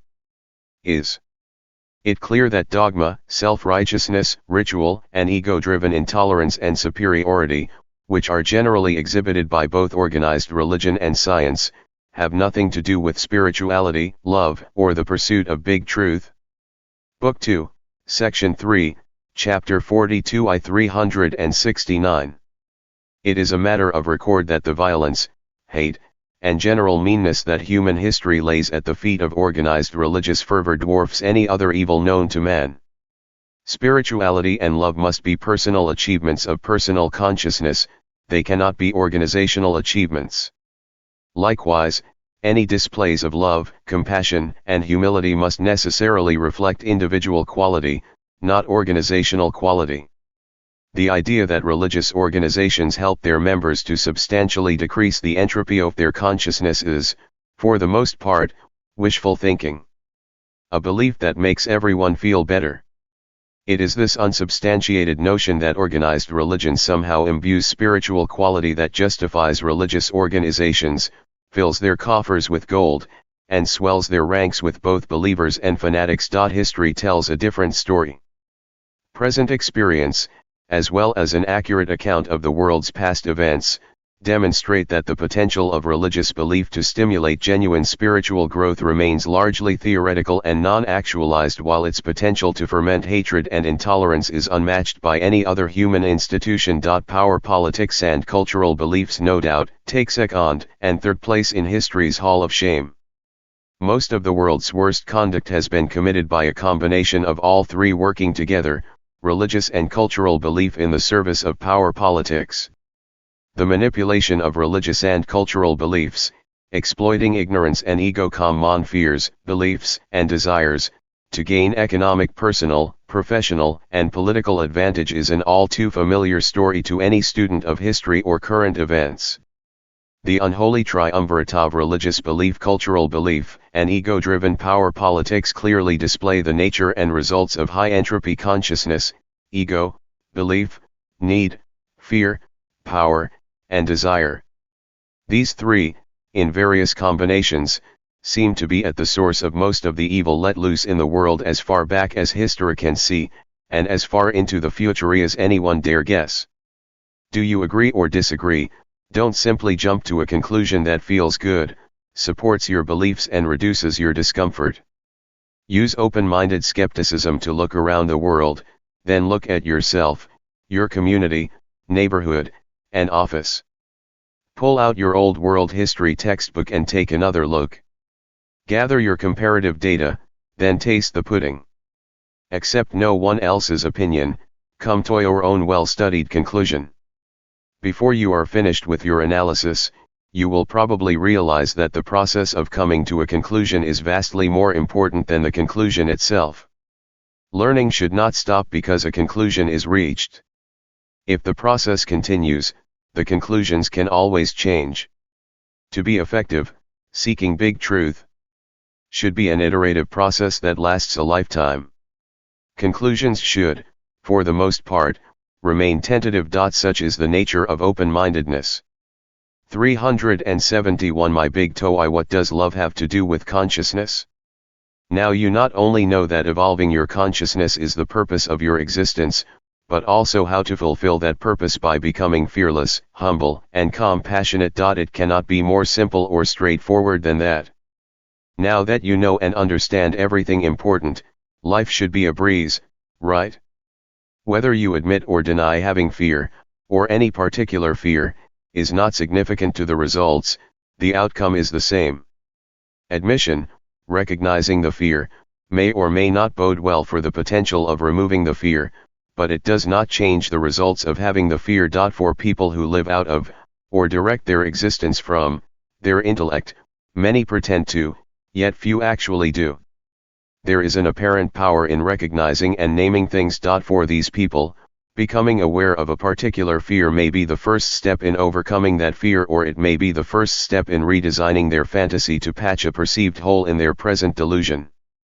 The fantasy generated by the intellect and ego team is designed to reduce the anxiety and discomfort caused by the fear. The symptom is treated while the cause is ignored and left to fester. The bigger and potentially more frightening the fear is to the individual, the bigger and more important the fantasy must be to counterbalance that fear effectively. Fantasies are dysfunctional in the same way that sweeping garbage under a rug is dysfunctional because it only appears to make the garbage go away. The garbage is still there, and it stinks increasingly with age.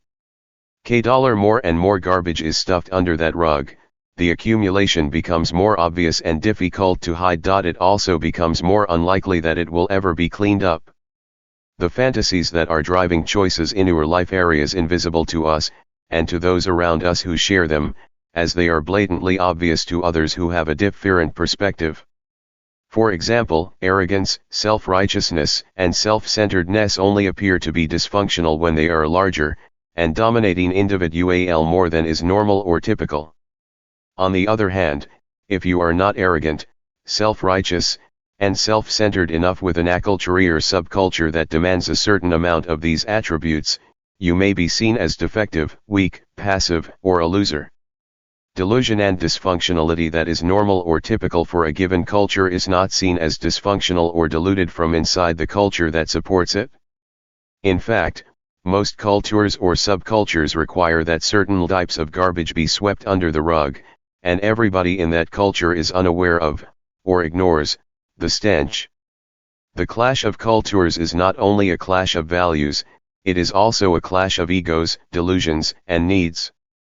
Delusions come in all sizes, types, and degrees. It is a continuum between very little, like you and me, and a lot, like some people we know. Some fantasies are more annoying than others. It is the relative compatibility, interactive nature, degree of unusualness and extent of the fantasy that you are interacting with that largely determines the degree of annoyance or attraction you feel toward another's delusional constructs. Book 2, Section 3, Chapter 42 I 371. What about the deluded, arrogant, and egotistical beings who seem to be happy as pigs in mud? Do not believe it. That smooth exterior is purposely deceiving. It hides an inescapable emptiness, unhappiness, fear, and dissatisfaction that gets worse and more difficult to cover up with age. A poor quality of life is the inevitable result of a poor quality of consciousness.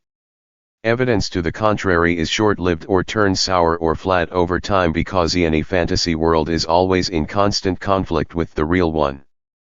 Consider the deluded, self-righteous, arrogant, and egotistical people you know, by definition, those who are much deeper into those particular fantasies than your soul.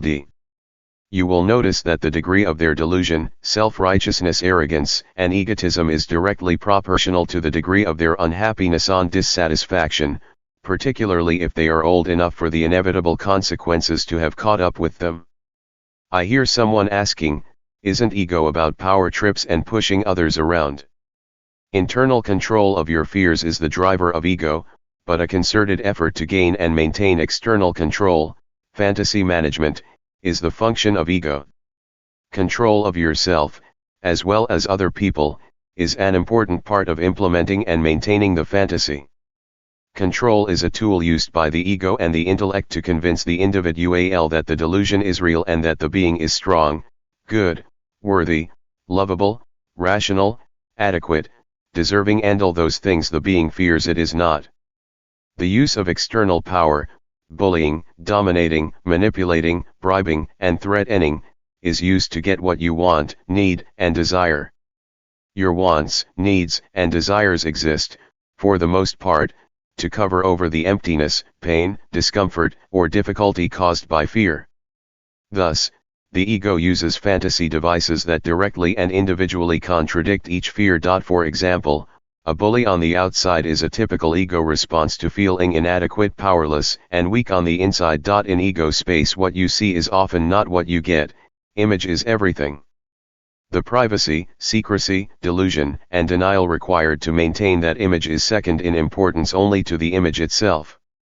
So very easy to see in others, so very difficult to see in yourself. I am sure that is because others have many fears and personal problems that you do not share. Well, at least theirs are worse than yours are. Did I get that right? Am I psychic or what? You're smiling.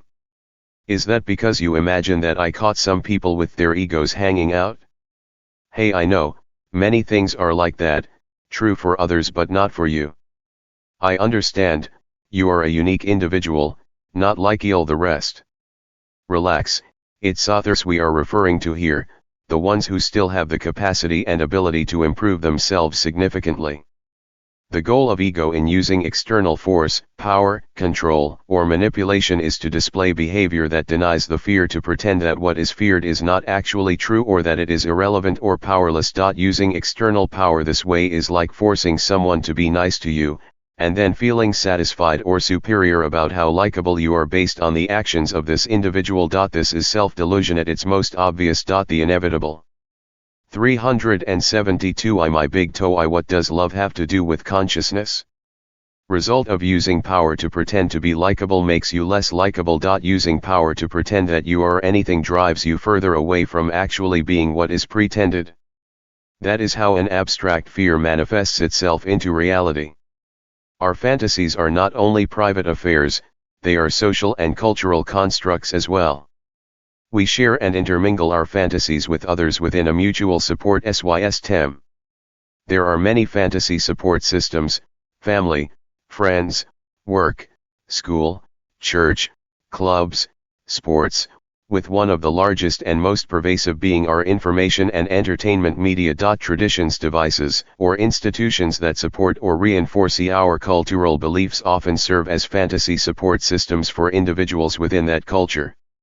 In interacting with others, particularly those we are unfamiliar with, we tend to lead or open with our image, tailor it slightly to custom fit the situation, and then wear that image like a costume. In that way, we lead others to participate in our fantasy as we participate in theirs. Eventually, we become lost in our fantasy and do not know who or what lies at the core of our being. We cannot tell the costume from our skin. A common dream is one in which you are at work or school or church and suddenly realize that you are naked or otherwise inappropriately dressed or undressed or totally unprepared and unfit for whatever it is you are about to do. Ever wonder why you have those dreams repeatedly? They dramatize a core fear.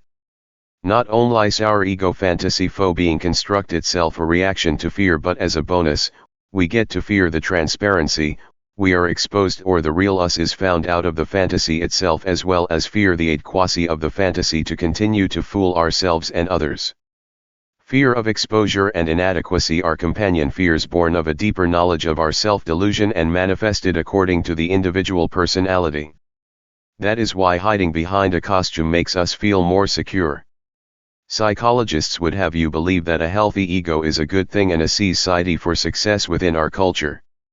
When an individual is driven by the types and intensities of fear, desire, wants, needs, expectations, and beliefs that are average for his culture, he is pronounced normal, a healthy, by definition, member of his group. Many erroneously believe that a certain amount of a "don't tread on me" attitude is necessary to avoid being pushed around by others.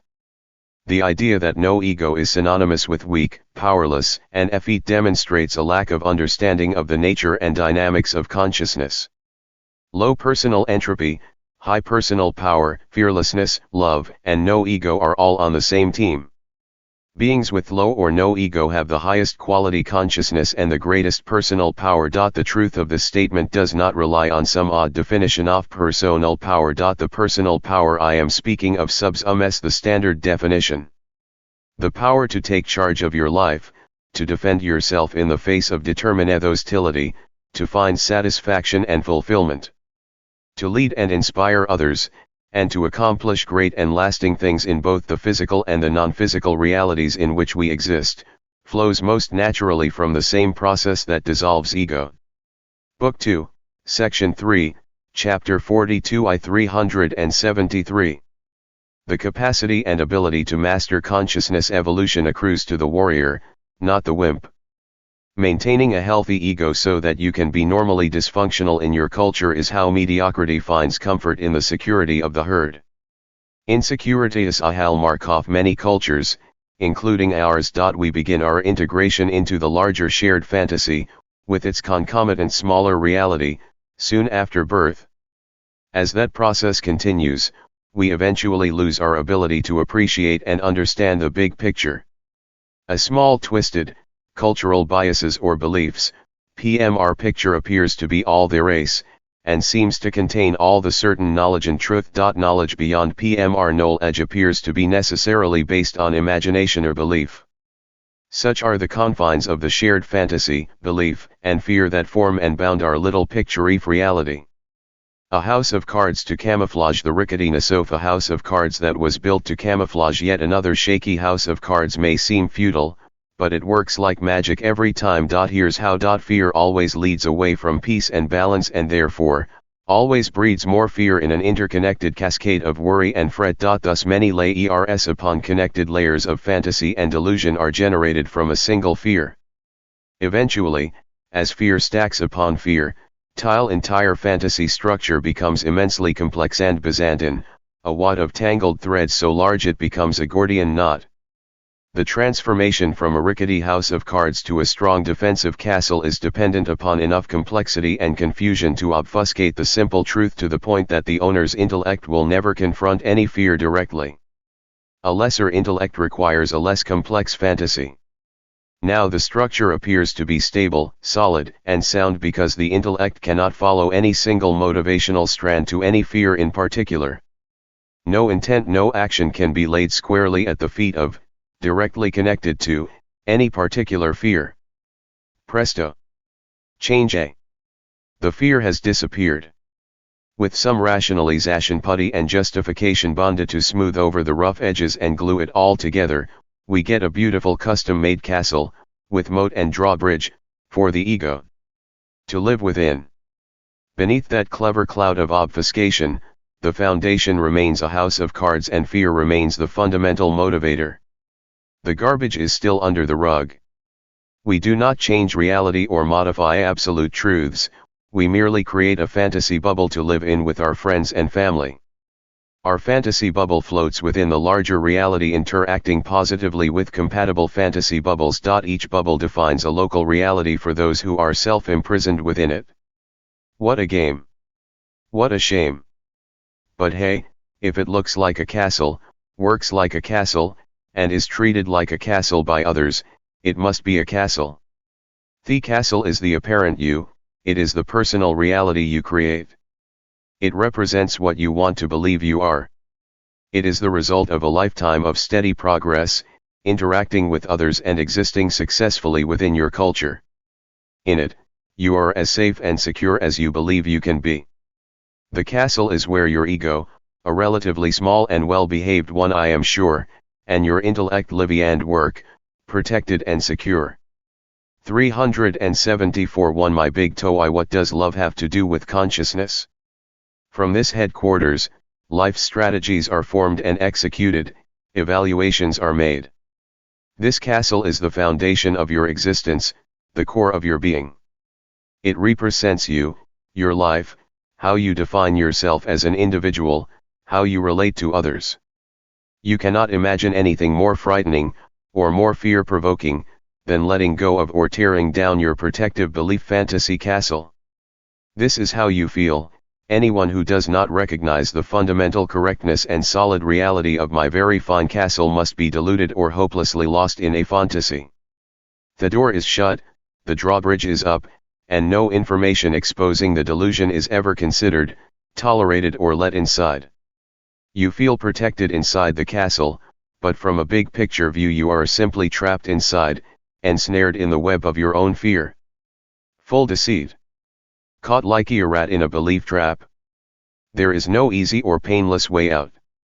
After you are finished thinking about the previous few paragraphs, let's change gears and talk about what it means to be centered and balanced. A discussion of fear and ego would not be complete without an understanding of balance. You experience right being when you are balanced, when you are living, growing and being with optimal spiritual productivity and minimal consciousness entropy.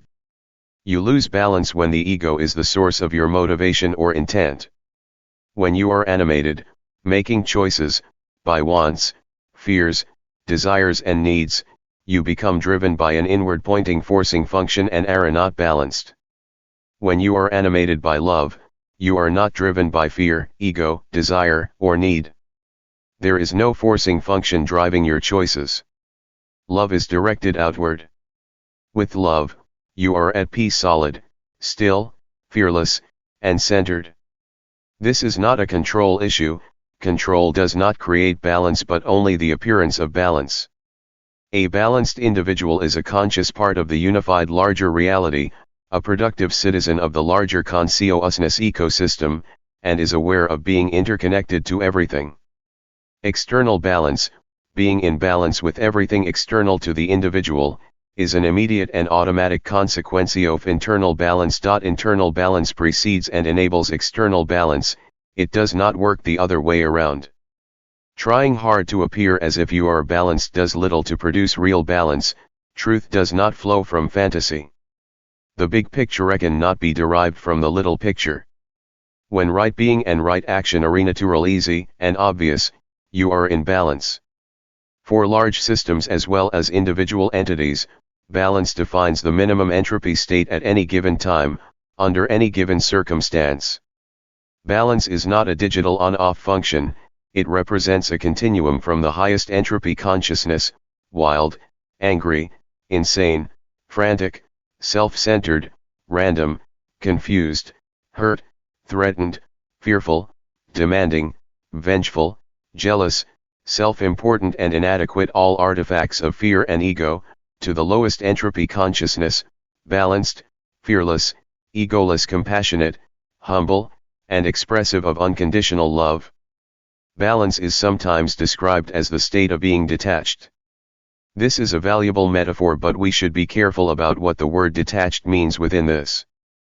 Book 2, Section 3, Chapter 42 I 375. Context. Being detached does not imply that you are either intellectually or emotionally withdrawn or distant. Detachment does not mean not interactive, not involved, or does not care. Detachment does not imply being aloof, or above it all.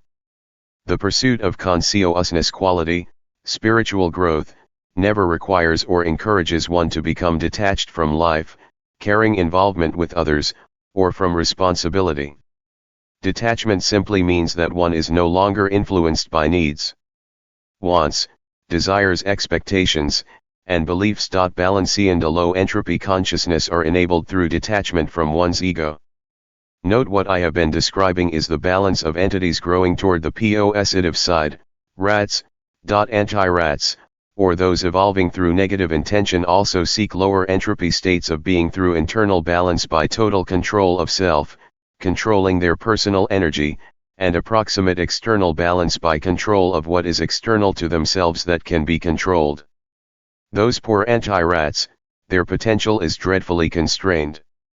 Control driven by desire and need, is a desperate and self-limiting attempt by the disenfranchised effete to appear powerful. Control is, and always has been, a poor substitute for love. This brings us to a simple fact that everyone needs to understand about having ego and not being in balance. Unfettered ego, aided by the intellect, will always act in a way that inadvertently manifests the fear into the reality of the being. The ego-intellect fantasy constructs always encourage the being to make choices that actualize the fear. If the problem or fear the ego is whitewashing is initially only an imagined difficulty, which is the normal condition, the ego will eventually transform whatever is feared from an in-your-mind thought form to an in-your-face physical reality. The speed and certainty of this transformation is dependent on the energy invested, which is proportional to the intensity of the ego's reaction to the fear. Simply put, your ego makes your T's come true. By manifesting your fears, bringing them from the realm of consciousness into your local physical reality and forcing you to deal with them directly, your ego becomes a powerful teacher by hitting you over the head with the painful consequences of your fear and imbalance. A dumb rat gets zapped. This is a great educational feedback reality, not an existentialist's or nihilist's uncaring life sucks reality. To be confused on that point is disastrous. A life sucks attitude dooms you to an unhappy, no growth existence of self-inflicted pain. Set pity, woe is me, what's the use, life is unfair, so hate, leave me alone, I do not want to learn any more painful lessons, who cares, and I just can't do it, are deadly to your evolutionary progress and personal growth. Going through life with these attitudes is like trying to swim in deep water with a cement block strapped to your back. There is one more thing that you should know about ego. The ego is such that many other people, unlike you, will read this entire aside on ego thinking that I am talking about someone else. They will be nodding their heads up and down as they read. 376 my big toe what does love have to do with consciousness? Please to enhance or at least confirm their considerable understanding about what makes other people act as they do. Hey amigo, you can help me out here. If you happen to know somebody in this pitiful situation, please try to wake them up, gently of course. Please be empathetic and kind, they are doing the best they can. They have obviously been mesmerized by their extremely capable and clever intellect and have probably missed almost everything important within this trilogy since the end of section 1, and much of what is important within their life since the age of 16. Sad, yes, but entirely redeemable. If you cannot wake them up. Yes, I know you are very good at this. Even so, breaking a belief-centered ego entrancement is extremely difficult. If you cannot wake them up, please, try to make them comfortable and simply go on your way. Never attempt to shatter someone's worldview by dramatically collapsing their house of cards with logic. That approach rarely works and usually creates a bigger problem. If you shove big truth into the intellect of an entranced ego, there is a high probability that this victim of self-trickery will contract the hideous truth trauma, HTT, syndrome, which invariably creates an emotional disturbance leading to an angry and fearful retreat deeper into the fantasy jungle. Never intentionally corner a critter unless you are prepared to deal with panicked desperation that can occasionally turn vicious. Nevertheless, all is not lost, the future is always uncertain. Shahrazam. Satora may strike the walking oblivious at any time like a brilliant bolt of rogue lightning. Oh yes, it is possible. Stranger things have happened at least once since time began. Take a deep breath and relax, contemplate how this discussion of ego relates to you personally. Imagine a few of your most cherished delusions and the fear that creates and feeds them, and go on. That ego digression was fun and I hope you had a good time, but now we need to return to achieving a better understanding of feelings and personality. Combine self-awareness with an ego, self-awareness hallucinating, believing in, its own relative self-importance, and you get the possibility, high likelihood, of emotionage and intellectual pain. Delusional self-awareness is self-awareness with an attitude, with an ego, and can thus feel both joy and pain. We are not referring to physical pain here. Pain is the awareness of not getting what you want, of not having it your way, of failing to possess or to retain possession of something your ego is attached to, something you believe you want, need, desire or deserve.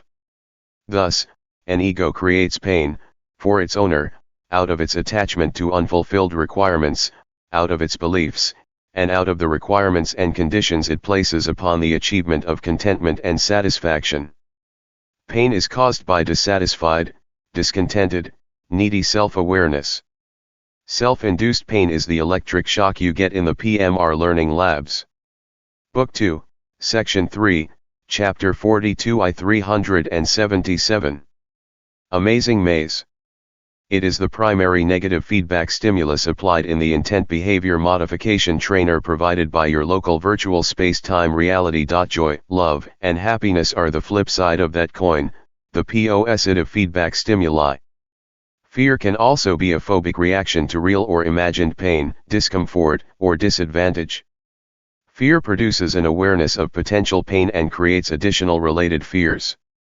The generated pain and additional fears likewise instigate more fear, a snowballing feedback process that quickly saturates to maximize the anxiety and discomfort.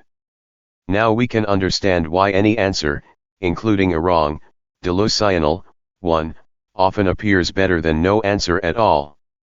Using belief to ease the tear that ignorance produces is more immediately important than expelling the ignorance.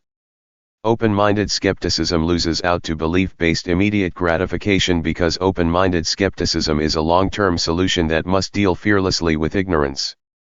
It would appear that humankind generally finds it is quicker, easy one and more immediately satisfying to pop a feel-good belief-based pain pill to cover up an unpleased and symplom, than to struggle mightily to triumph over the root cause. Words that describe emotional content have many facets and shades. Different people often interpret them differently. Using terms that express feeling inevitably produces a semantic minefield. Consequently, don't get blown away over the details, particularly if I use words in ways that are not in consonance with your definitions and notions. Following the general sense of the intended meaning, while letting the quib bless go, will produce a more accurate, complete, and productive communication. Joy and peace are the opposites of pain and fear. They are generated by self-awareness without ego, without attachments, needs, desires, wants, or requirements. Joy is self-awareness unconditionally enjoying its existence and the existence of whatever it has created, and whatever else there is for it to be aware of. Peace is self-awareness being unconditionally content with itself and satisfied with the state of its being, knowing that it has cloned whatever it has done for the right motivation. A being in perfect balance is a joyful being at peace. Balance generates peace and vice versa. Sadness is self-awareness knowing that its parts, its implementations of the fundamental process, its creations and loved ones could be better, more optimized, more profitable. Sadness, peace, and joy all coexist with each other, each generating and supporting the others. 378 I my big toe, what does love have to do with consciousness? What I am calling sadness here might better be called gentle mild, or accepting sadness, or perhaps somber, serious, contemplative, or reflective would be better, more descriptive adjectives, but not boohoo or woe is me sadness. This is sadness born of compassion, humility and caring. It is the result of a realistic and empathetic understanding of the unnecessary self-inflicted pain that heaps misery on the world and its people. This is the sadness of watching your friends and loved ones, as well as all people, making themselves and each other miserable and unhappy because of their ignorancy and knowing there is nothing you can do to help them grow up. Another form of sadness, sad because you are not getting what you want, falls under the heading of ego-induced pain and has nothing to do with the sadness derived from compassionate love. Joy, peace, and sadness, as defined above, compose love. Love is a state of being incorporating compassion and humility with no fear, no ego, and no delusion. Because love is the natural result of a low imropi consciousness, joy, peace, sadness, and the elimination of ego are likewise the direct result of a consciousness sufficiently lowering its entropy. Within a large digital consciousness system, the most profitable internal arrangement is achieved when the various groupings of bits, subsystems and inner structure, interact cooperatively for long-term mutual profitability. Recall that large complex systems, by definition, always have large number pairs of complex structures of subsystems that interrelate, communicate, and share information. Look at your body for a PMR-constrained example. Cooperative interaction, at its lowest and UOP best, within a digital consciousness system is defined as love.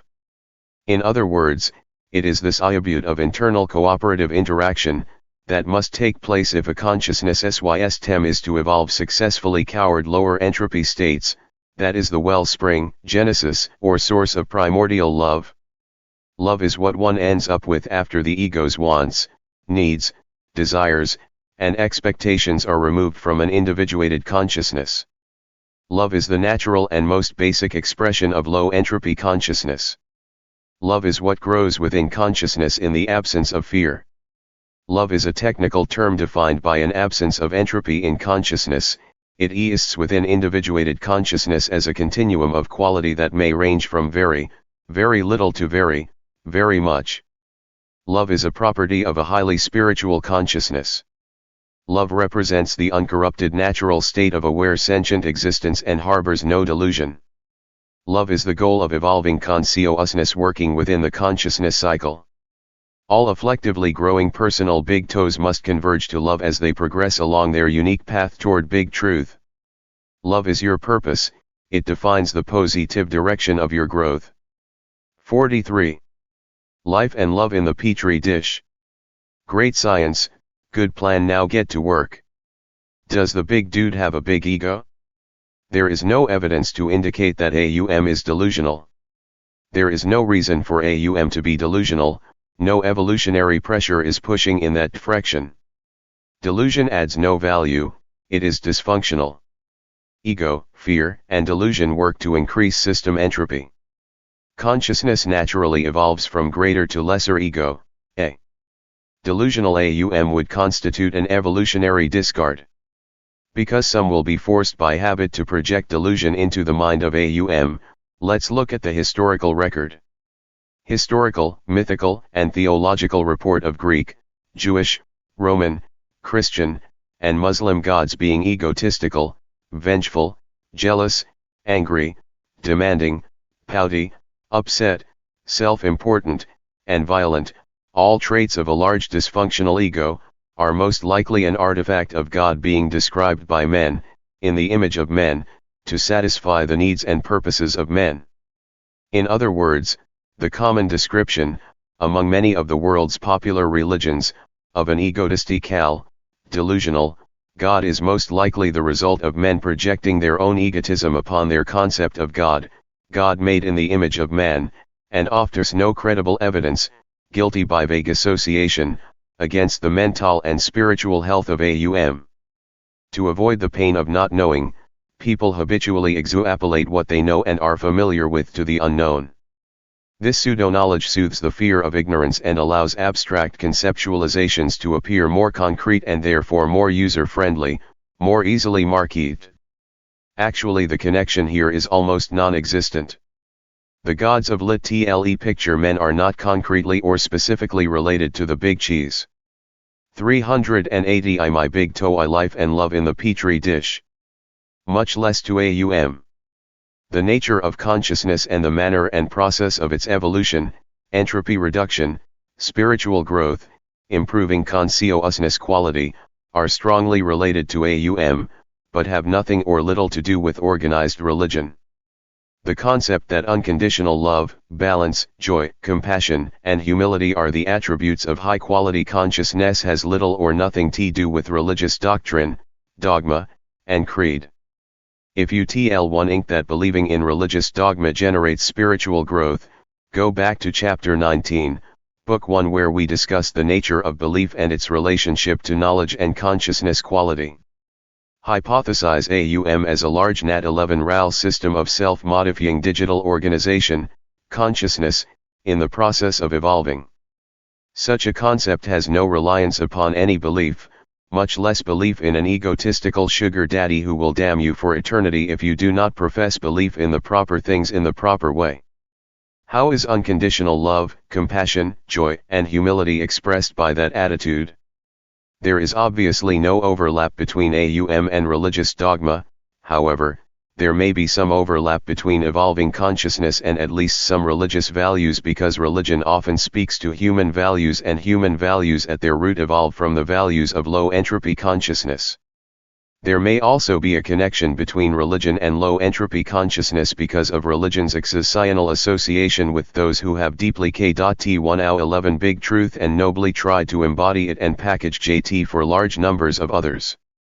Unfortunately, history shows that such an effort, no matter how noble, does not work well and usually ends up ugly and twist for the majority who eventually try to reach salvation through one ritual, dogma, closed-mindedness, and violence, all giant steps in the opposite direction from spiritual growth, love, and lower entropy. Ritual, dogma, closed-mindedness, hate, and violence, the historical uppings of religion at the common level, can appeal only to the short-sighted feel good, feel superior, feel saved needs of ego. An effort to spread big TRNTH may be a noble undertaking, however, using an organization to spread big truth to the multitudes, many of whom are not yet ready to personally assimilate its underlying wisdom, has historically ended up being counterproductive. Once organized, the big truth, which requires individual wisdom to understand, is replaced by culturally relevant dogma that everyone can easily understand and a structure designed to grow the power, influence, and cash flow of the organization.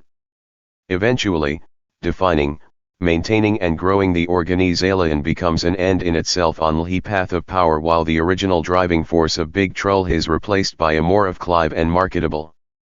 Book 2, Section 3, Chapter 43 I 381.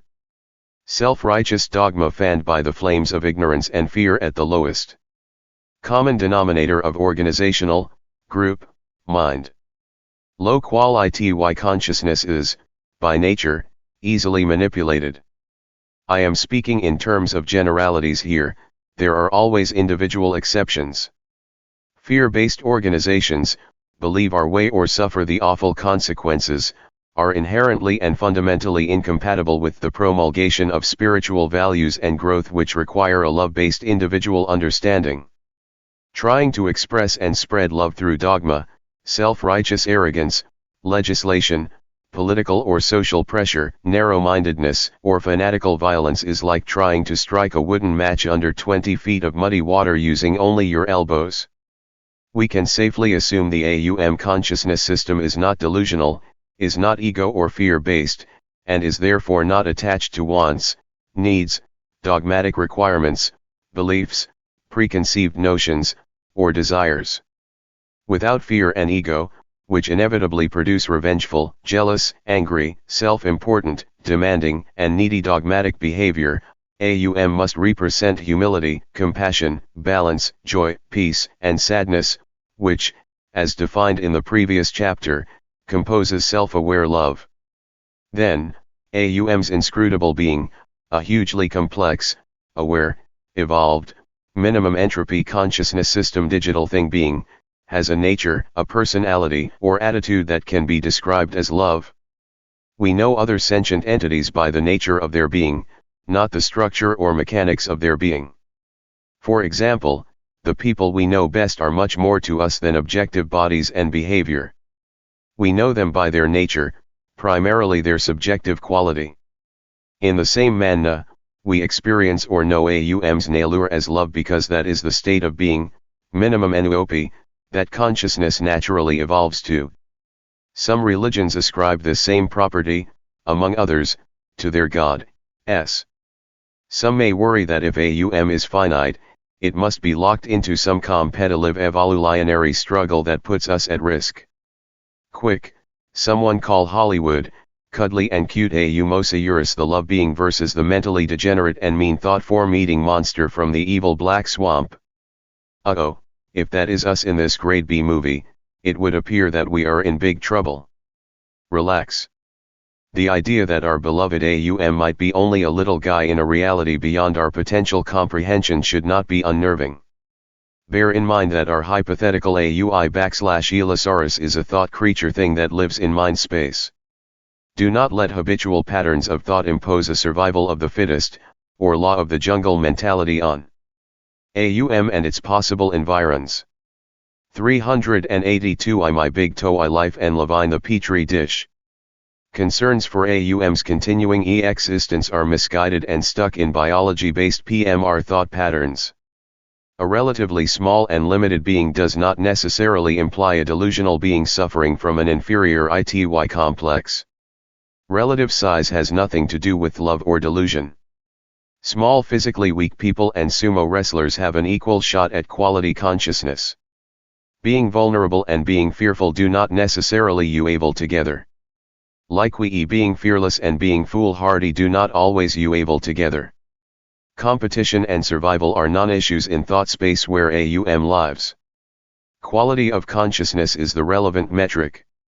Relative size is relevant only to who can create and support whom, a matter of ecological organization.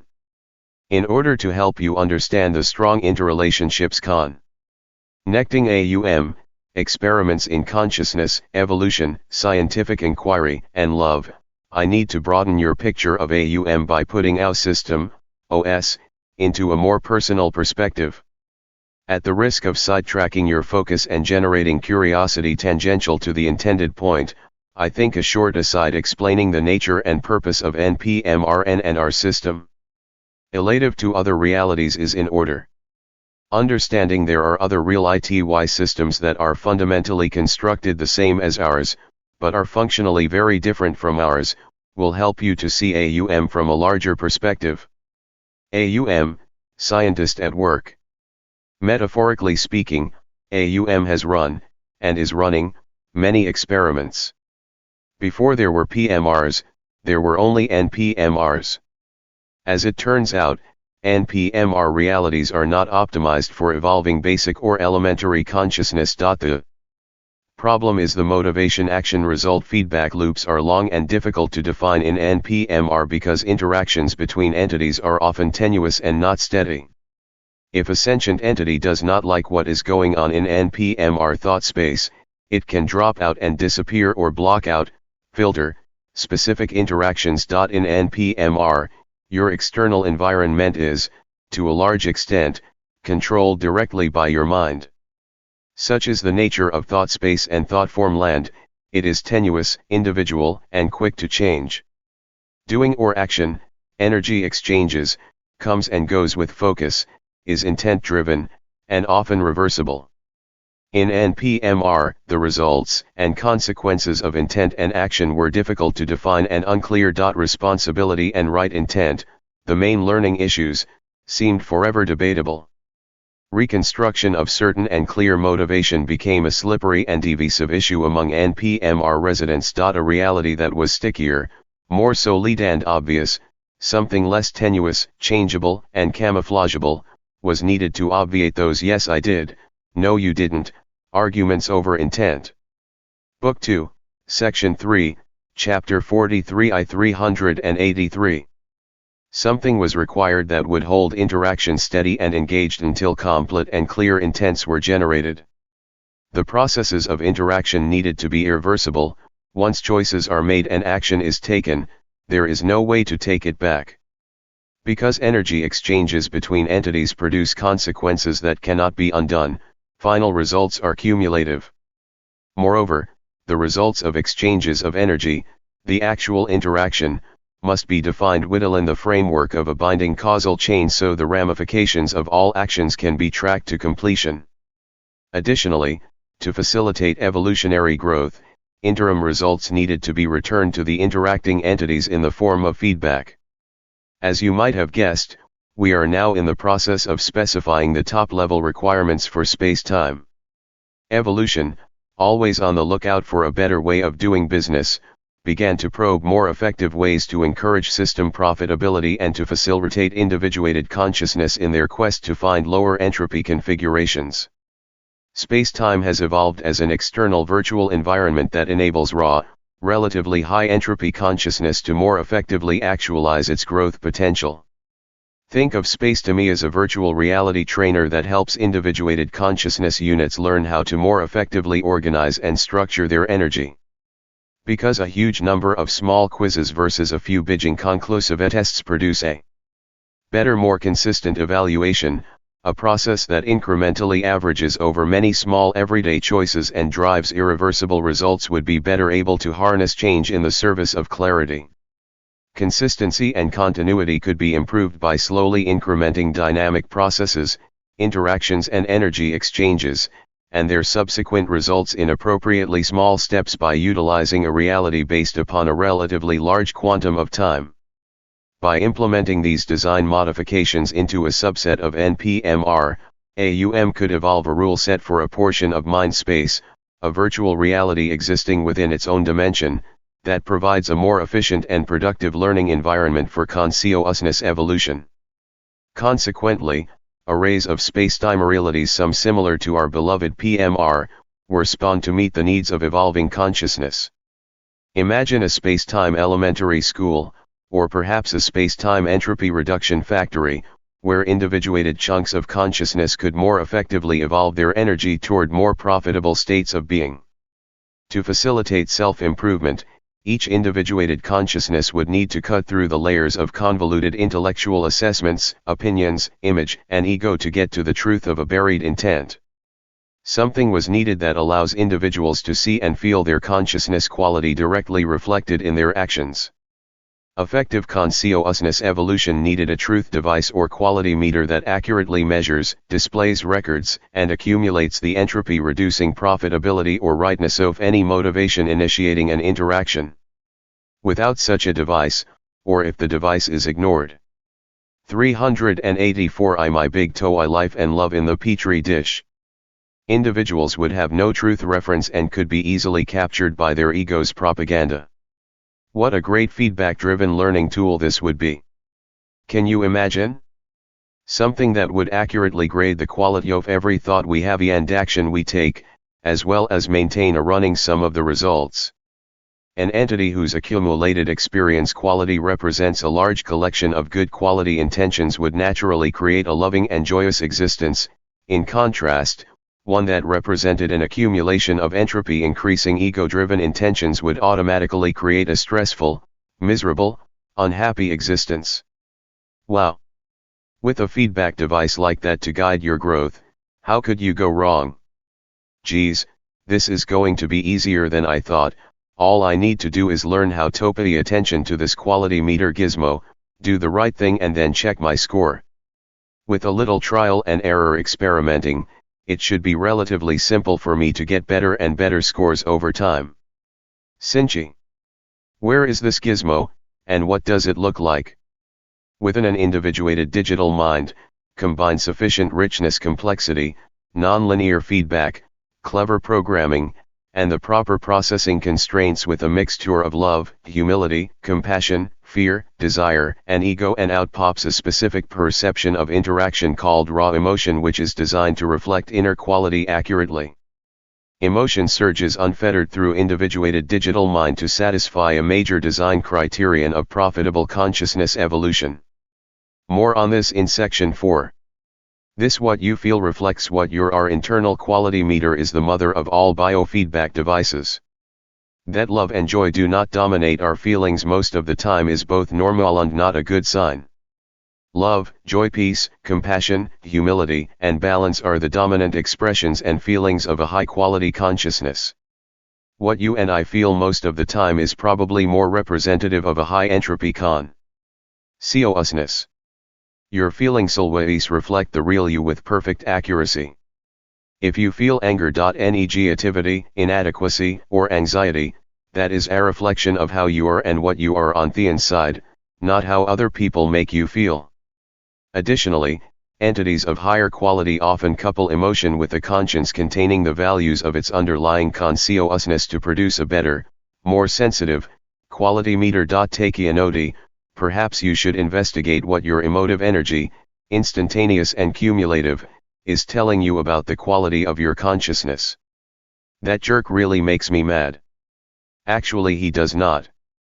You cannot logically blame others for creating your emotions. You must take 100% of the responsibility for whatever you do, feel, and are. Others merely show you a reflection of yourself as you react to them. The reactions are yours alone. You are in charge of and responsible for you. You react and interact as you do because of how you are. No one, no thing, and no circumstance can possibly force you to be someone other than you. Only you are allowed to make your choices. Book 2, Section 3, Chapter 43 I 385.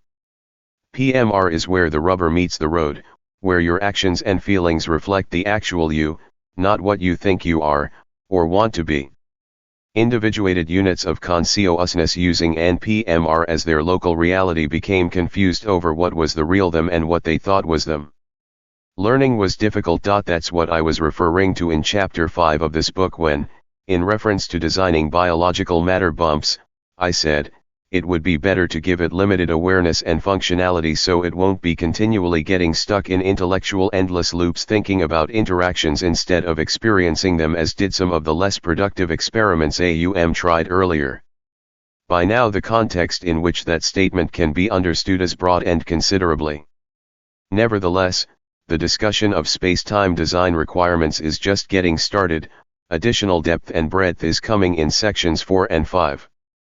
There are different experiments going on in each of the different non-physical reality systems, the so-called NPMR0. For example, one such system has few rules of interaction, no law and no justice at the highest level. I have never been to a space-time construct there, though I am relatively sure they must exist. Accessibility to PMRs in this system is not the issue. I stay away from that reality as much as possible because it is dreadfully rough, mean-spirited, and unpredictable. One can easily get damaged there. The NPMR0 experiments are to demonstrate the effect of various values, rules and rule sets, selective constraints, on the dynamics of consciousness evolution. There are many reality dimensions whose operational constraints fall between the extremes of a chaotic free-for-all and our law-abiding OS. I imagine there are some real ITY systems that are significantly more constrained than OS, but I have never been in one. Consider the implication, Tighter constraints are a necessary requirement of preschools and kindergartens. As the average quality level rises, restrictions can be relaxed without compromising educational effectiveness. At one time we, OS, were less constrained than we are now. There was more direct interaction, meddling, between NPMR, gods and spirits, and PMR, men. The extent of that interaction created results that were interfering with the intent of the experiment. Consequently, more restrictive rules were made and our current OS became as we now know it. The rules, structural dynamics, can change, but not casually and not often, or the integrity of the experiment will be ruined. Outside, external to PMR, meddling, applied to the evolutionary process taking place within the PMR learning lab, adds uncertainty to the process and usually produces unnatural results that cannot be maintained without further meddling. Interference, once started, breeds a vicious cycle requiring more interference, like a liar telling new lies to hide old lies.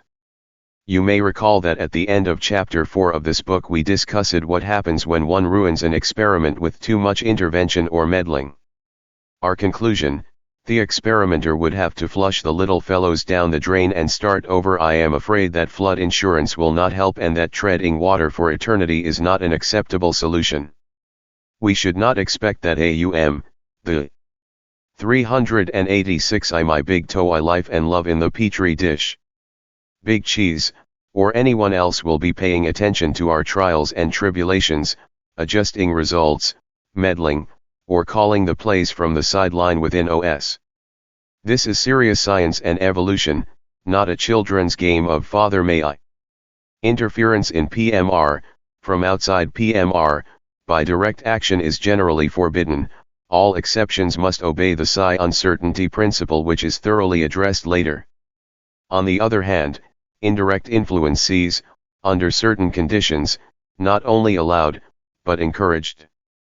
One peripheral and probably unintended consequence of this important rule enables the consciousness-limited embodied citizens of the PMRs that are operationally aware in NPMRN, to take direct actions in NPMRN without the liability that would accrue to a less limited NPMRN being who is not under the protection of PMR citizenship.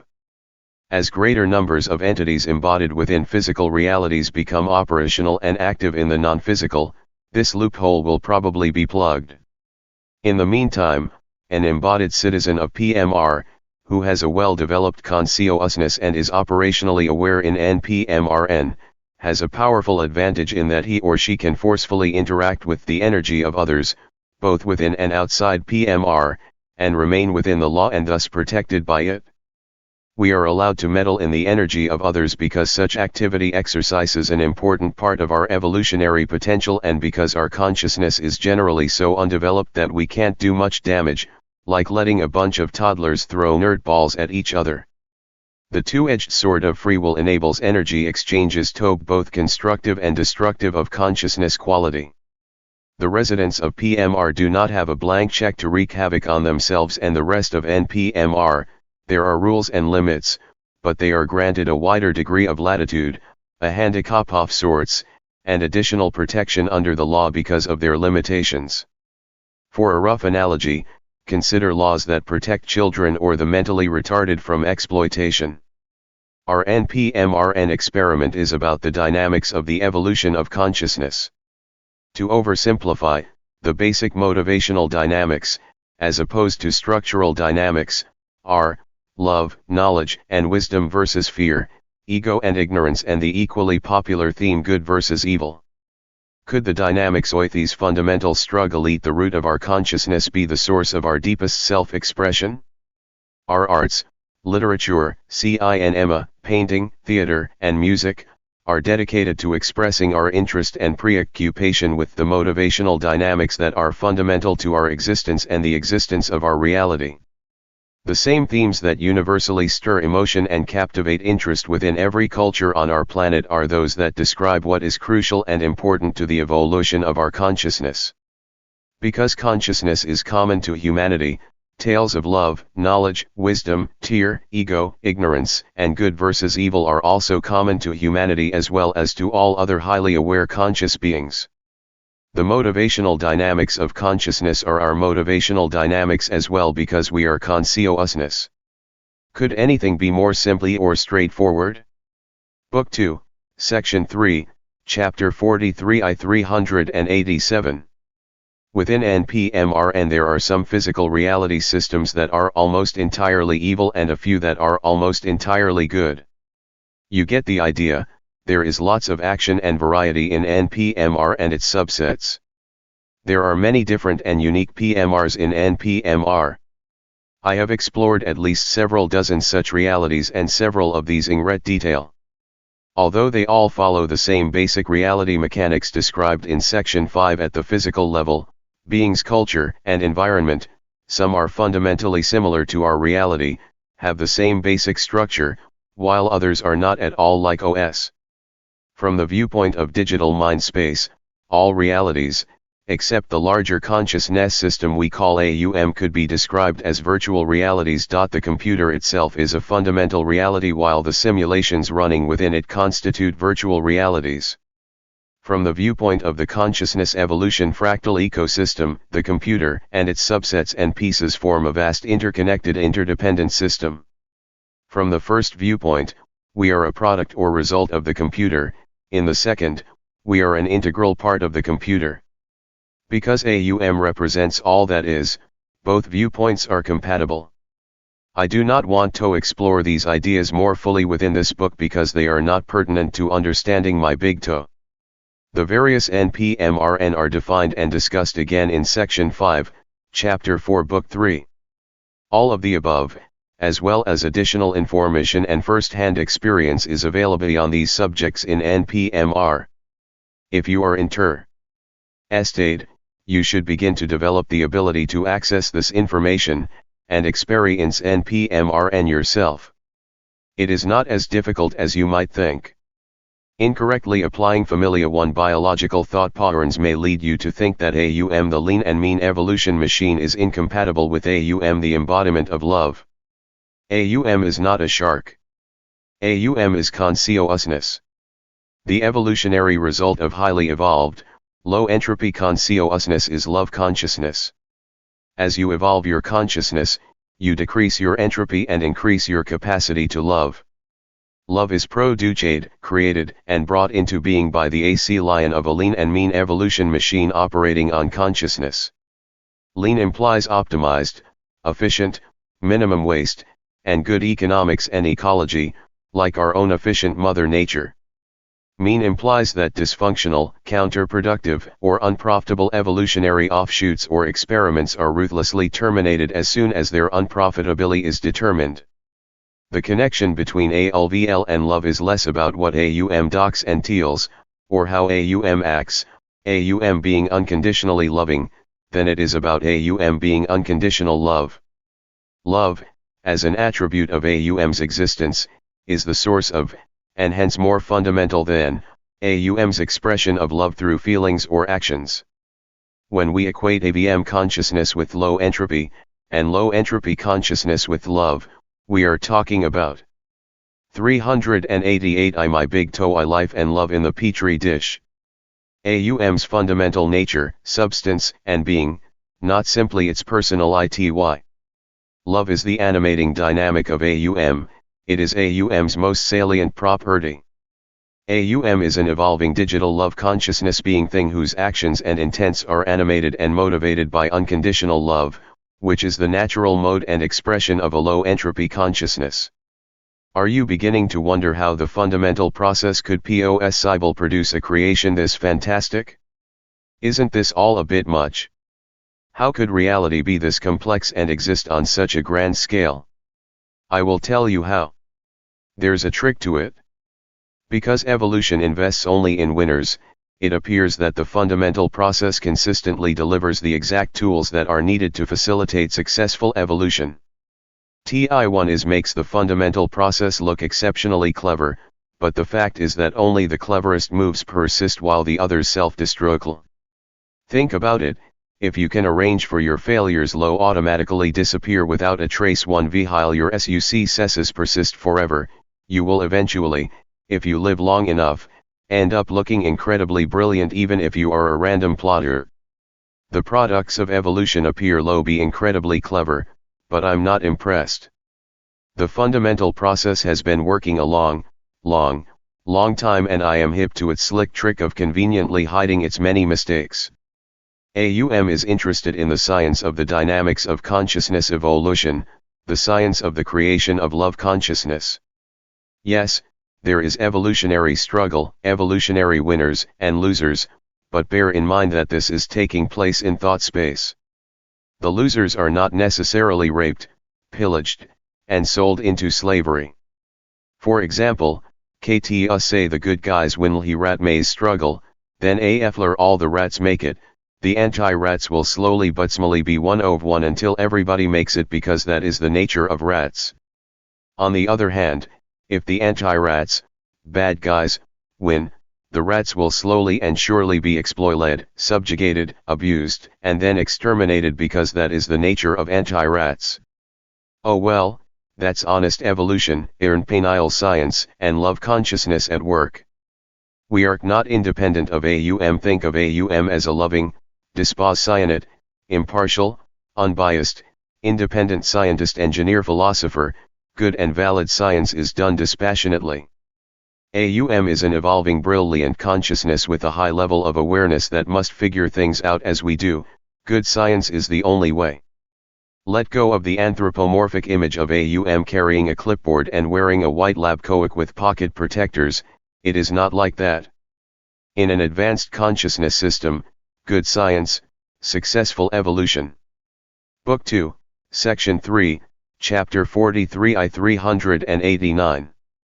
And exploring and populating the most profitable states all merge together as a single complex motivational pressure pushing the systemward self-improvement.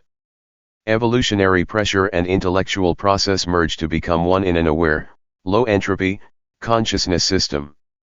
Think of AUM as an evolving consciousness system being thing, with emphasis on the word thing, instead of an old guy with a long white beard and bushy eyebrows in a white robe, an all-powerful version of us who promises to save us and defeat our enemies. We agree to worship him in return.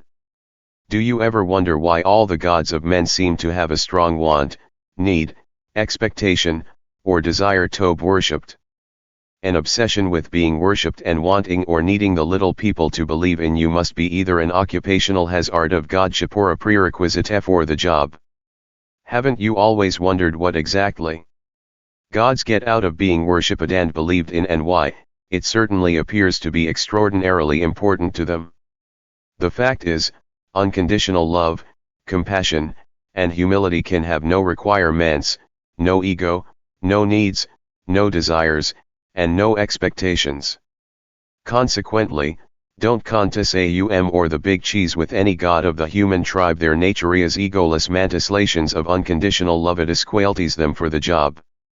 It must be difficult to get people to join your organization and give you money and obedience if all you give them in return is permission to develop the quality of their consciousness in their own unique way and on their own time, which is the only way an individual can improve their consciousness quality. A spiritual organization can offer no more than casual non-specific encouragement to its members without also becoming an inhibitor of their progress. Hey, I just got a great idea. Listen, I hereby fully encourage you to develop your consciousness quality in your own way, on your own time, and at your own place. So would you please send 10% of your annual income to the address inside the front cover of this book? And just for my dearly beloved favorite readers, a one-time special introductory bonus offer. After I get the entire 10%, I'll throw in an autographed book and a set of 12 cell-addressed tithing envelopes for next year, absolutely free. Wait, there is more, a triple extra bonus. Wow! I hereby solemnly promise to 1. Let you sleep in every Saturday and Sunday. 2. Never lecture you or preach to you or make you wear a suit and tie. And 3. Allow unlimited disobedience. Geez man, compare that package to what the competition offers. A fantastic deal at half the price. 390 my big TOE life and love in the petri dish. Don't waste your time or money. There is no address inside the front cover of this book. I am just having some fun. Laughing at yourself is not only fun, but good medicine. Everybody enjoys an occasional dose of good medicine, right? The point is, the process of encouraging spiritual growth does not lend itself to being organized. To the contrary, when a spiritually focused organization becomes successful, recruits a sustaining broad membership, it inevitably becomes part of the problem. It begins inhibiting spiritual growth instead of encouraging it. Although the raising of consciousness quality requires an individual process, the raising of good feelings within a secure ego requires a group process. Because the two processes are generally incompatible and destructive of each other, it is a good idea to be clear about which process best represents your personal investment in consciousness quality. The pursuit of truth through good science is one reason, only one of several, why human bioscientists do not fall madly in love with their bacilleria. An overly strong emollient oligo-ointment low the bacteria in your petri dish might cause you to meddle unwisely and compromise T.E experiment. AUJ_2 is not fooling around in the lab, it is doing real science and real experiments that affect its evolution. I am sure AUM wants the good guys to win, but it must let the chips fall where they may. This is not cruel or inconsistent with being the embodiment of love. AUM does not have a mean thought bone in its thought body, mind. Because AUM doesn't cuddle you and sing lullabies, make you feel special, superior, and valued, all syrup to the ego, doesn't mean it is an indifferent, heartless mind shark that doesn't care what happens. AUM is giving you an opportunity to evolve your consciousness via the intentional dissolution of your ego. Surely you understand that puffing up your ego by giving you special consideration would be terribly counterproductive. A good scienceist can care very deeply and profoundly about what happens, but still must conduct honest experiments. You cannot trick evolution. Profitability is assessed by results, not good intentions, brilliant theory, or pas-faire outcomes. AUM is dim consciousness evolved into brilliant love consciousness, which is how positive consciousness naturally evolves. The negative intent consciousness critters and beings, evil, can evolve only toward power control force. That is as far as evil can go, the establishment of power control force. Minimi 1jng entropy by growing or evolving in the negative direction is extremely limited and relatively worthless compared to the advantages gained by a consciousness evolving positively toward the expression of itself as love. In PMR, PAL, control force is a way of life. Book 2, Section 3, Chapter 43 I 391. A primary motivator. That fact should sell you there is much low-quality consciousness, negativity, and evil running loose in our local reality. The only way to help clean that mess up is to clean yourself up. You do not have the ability to improve anyone else. All you can do for others is to provide the opportunity for them to do for themselves. In the PMR elementary school of 3D space-time, power control force may seem to be a big deal. Foot may appear to many as a superior means for achieving material success and winning the latest round of King of the Hill. However, in the bigger picture, in consciousness space, power control force is, for the most part, a short-sighted, short-term ego booster which is a big deal only in the neighborhood of Anti-Rat Town where it holds sway. Yet, the negative can eventually overwhelm the positive as a bacterial infection or a cancer might overwhelm and eventually kill a once productive, healthy, and strong sentient human. Disease has its function, it gives as well as takes. Free will choice must include the ability to choose badly. Though an individuated consciousness can lower its ENOOP through growth in the negative direction, negative growth, because of natural limitations, is a poor long-term investment. A fatal cancer, without meaning to, always ends up killing IL self as IL kills its host. The cancer is not aware its activity is self-destructive because it is trapped in a little picture with no vision into the larger system. The host on the other hand, living within and being a part of that bigger picture, must take care not to encourage the cancer or let the cancer get a foothold. An aware entity that chooses to lower its NOP by growing in the negative direction is, like a cancer, self-limiting and self-destructive in the long run. Evil contains the seeds of its own stagnation, if not destruction. A pot-mile host's best defense is knowledge, and big picture awareness. If you are careful not to jump to conclusions, it will be profitable for us to consider one interactive consciousness dynamics. How do kind and benevolent pacifists fare in a land without laws?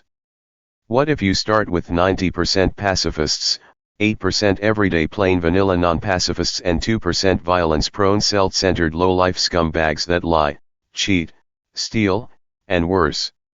What are the natural survival and growth rates as well as conversion rates between these groups? The individuals within all groups are of equal size, strength, and intelligence. How will the dynamics of this experiment play out under various amounts and types of law and law enforcement? Remember, law enforcers must be able to be violent. I will let you come to your own sense of the dynamics and variables involved as well as what their outcomes are likely to be. 392 My big TOE life and love in the petri dish. I do not expect you to derive the final answers to the preceding questions, at least not T0 day. I simply wish to create some appreciation of the type and complexity of issues that a study of interactive consciousness dynamics must address. The above example barely scratches the surface of a discipline that growing consciousness systems would need to explore to ensure their continued profitability. Understanding how individuated units of consciousness and consciousness systems change relative to individual interactive intent is AUM's key to optimizing its own growth through the process defined earlier as the consciousness cycle. Recall from our earlier discussion in Chapter 24, Book 1 that evolutionary pressure is derived from an entity's internal and external environment. The bottom line of that discussion was that the evolutionary goal of consciousness is to lower its entropy. Thus for consciousness, successfully evolving, increasing quality, self-improvement, spiritual growth, and increasing the capacity to interact with love, are all the same thing.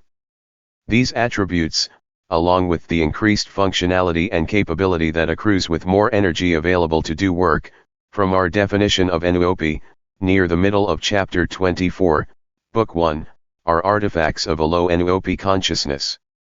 From the limited PMR little picture view, the increased functionality and capability that naturally accrue in low entropy consciousness may be experienced as personal power, unconditional love, or paranormal ability.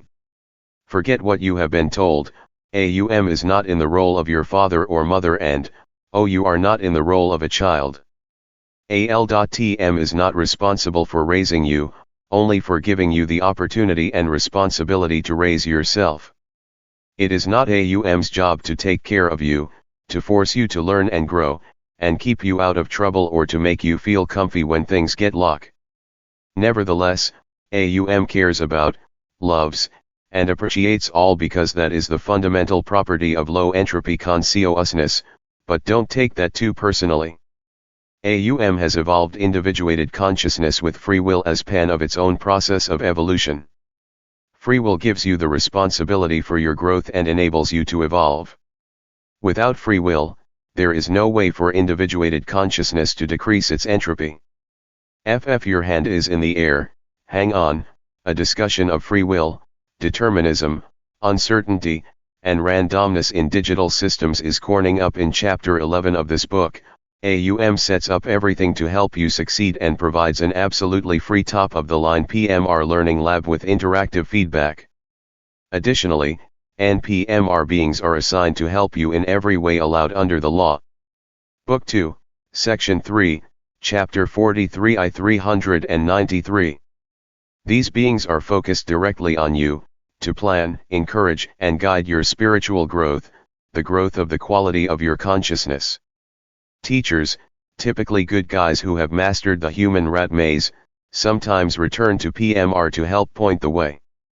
Nevertheless, we often manage to dilute, distort, and subvert their helpful instruction by burying the essential truth of their message under a blanket of dogma generated by an ego-serving, fear-manipulating, belief system. The laws and rules that are instituted by AUM, and administered by the Big Cheese, the conditions of the experiment, the culture of NPMRN, provide order and protection for you in NPMRN. Our system, OS, is designed to give you maximum opportunity to succeed under the given conditions.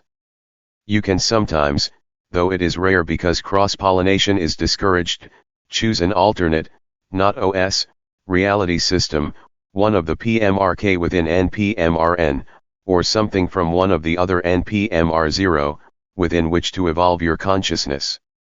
Everything you need for success is laid at your feet, all the help you could profitably use is there for you, but you have make the choices.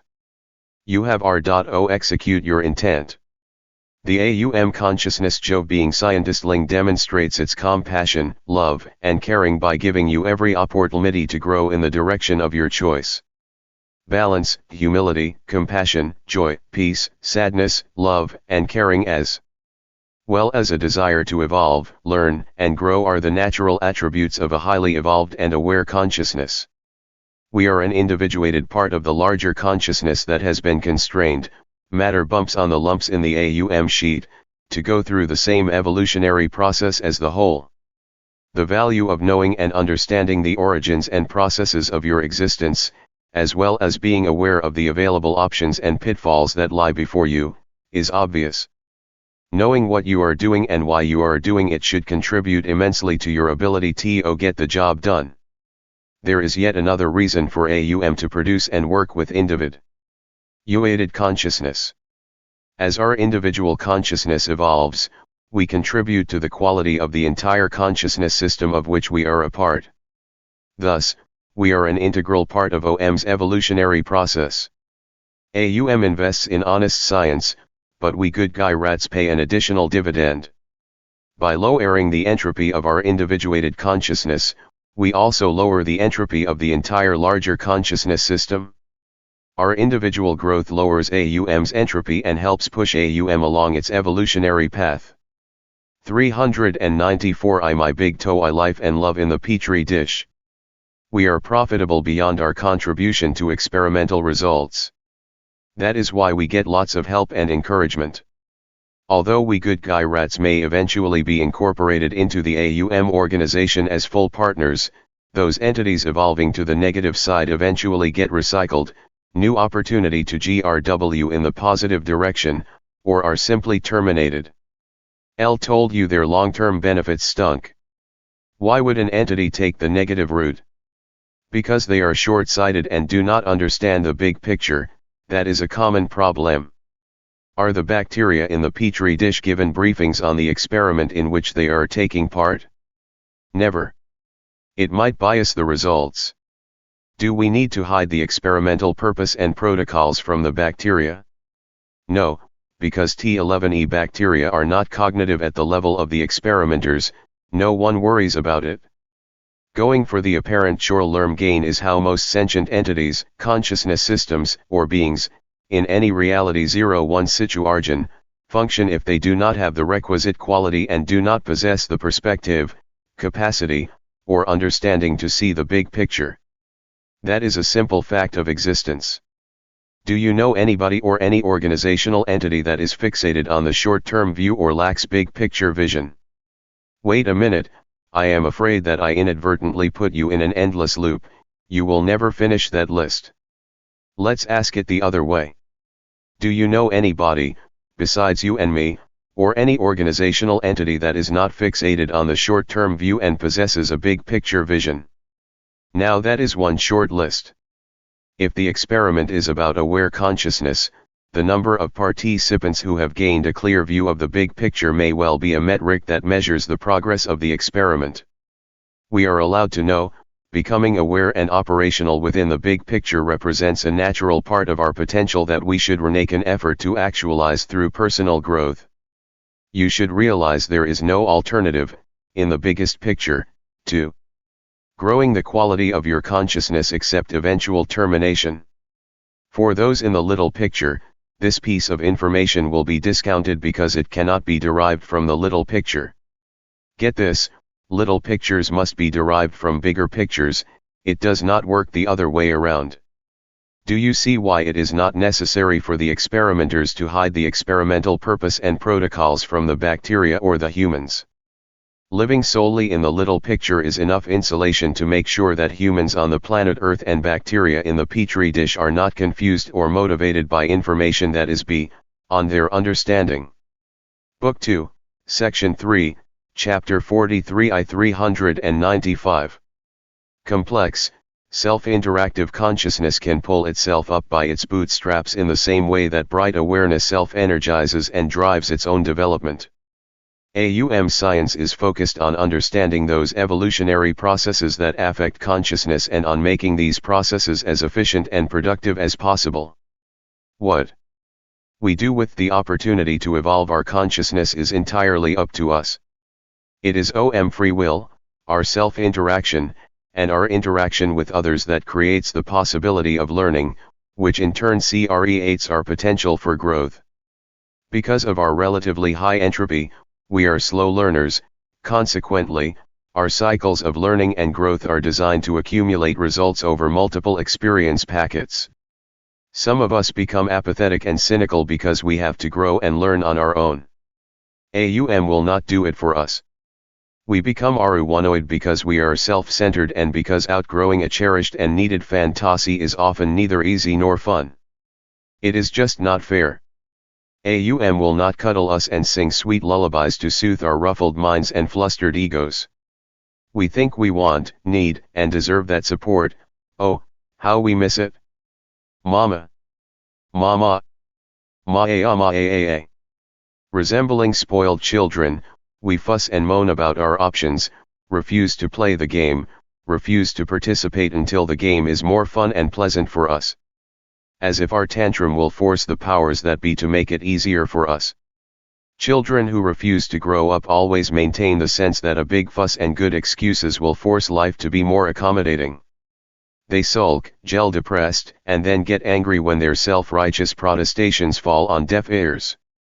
Refusing to work on your spiritual growth because your life is not fun and full of joy is like spanking a baby in order to make it stop crying, counterproductive, and incredibly stupid.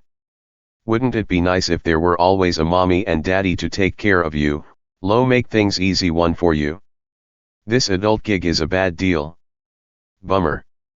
Adults need GT guidance, comfort, and reassurance more than kids do because the penalties and consequences of making mistakes and doing it wrong are more serious when you are an adult. Step right up, ladies and gentlemen, come a little closer, boy do I have a deal for you. There is no need to feel abandoned and suffer alone. There are lots of organizations and individuals that would like to play the mother or father role to your fear and neediness on various levels. Here is the deal. Your ego gets to pretend that you are relieved of some of the adult responsibility for managing and directing your life as well as growing the quality of your consciousness. The parental stand-in gains some control and influence over you, your resources and your decisions as you forfeit some part. 396 My big TOE life and love in the petri dish of your free will. Take your pick. Friend, spouse, employer, religion, church association, political party, club, support group, gang, charity, or welfare plan. I am sure you can find one or more of these to help you bear your burdens. Thuik, Baingizi pray always can find someone willing to offer help for a perche.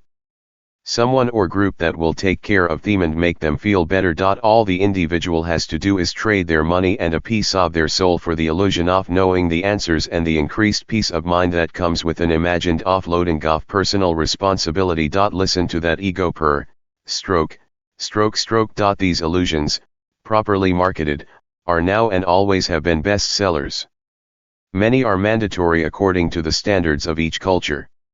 The bottom line is that predators and parasites can make an easy living, money, power, and self-importance, by manipulating the fears of those who have no understanding of the big picture. That fact brings up another attribute of ignorance.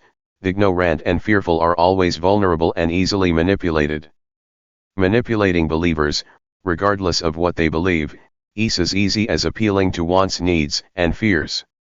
Ask any salesperson, politician, trial lawyer, or marketer, they will vouch for the truth of that statement.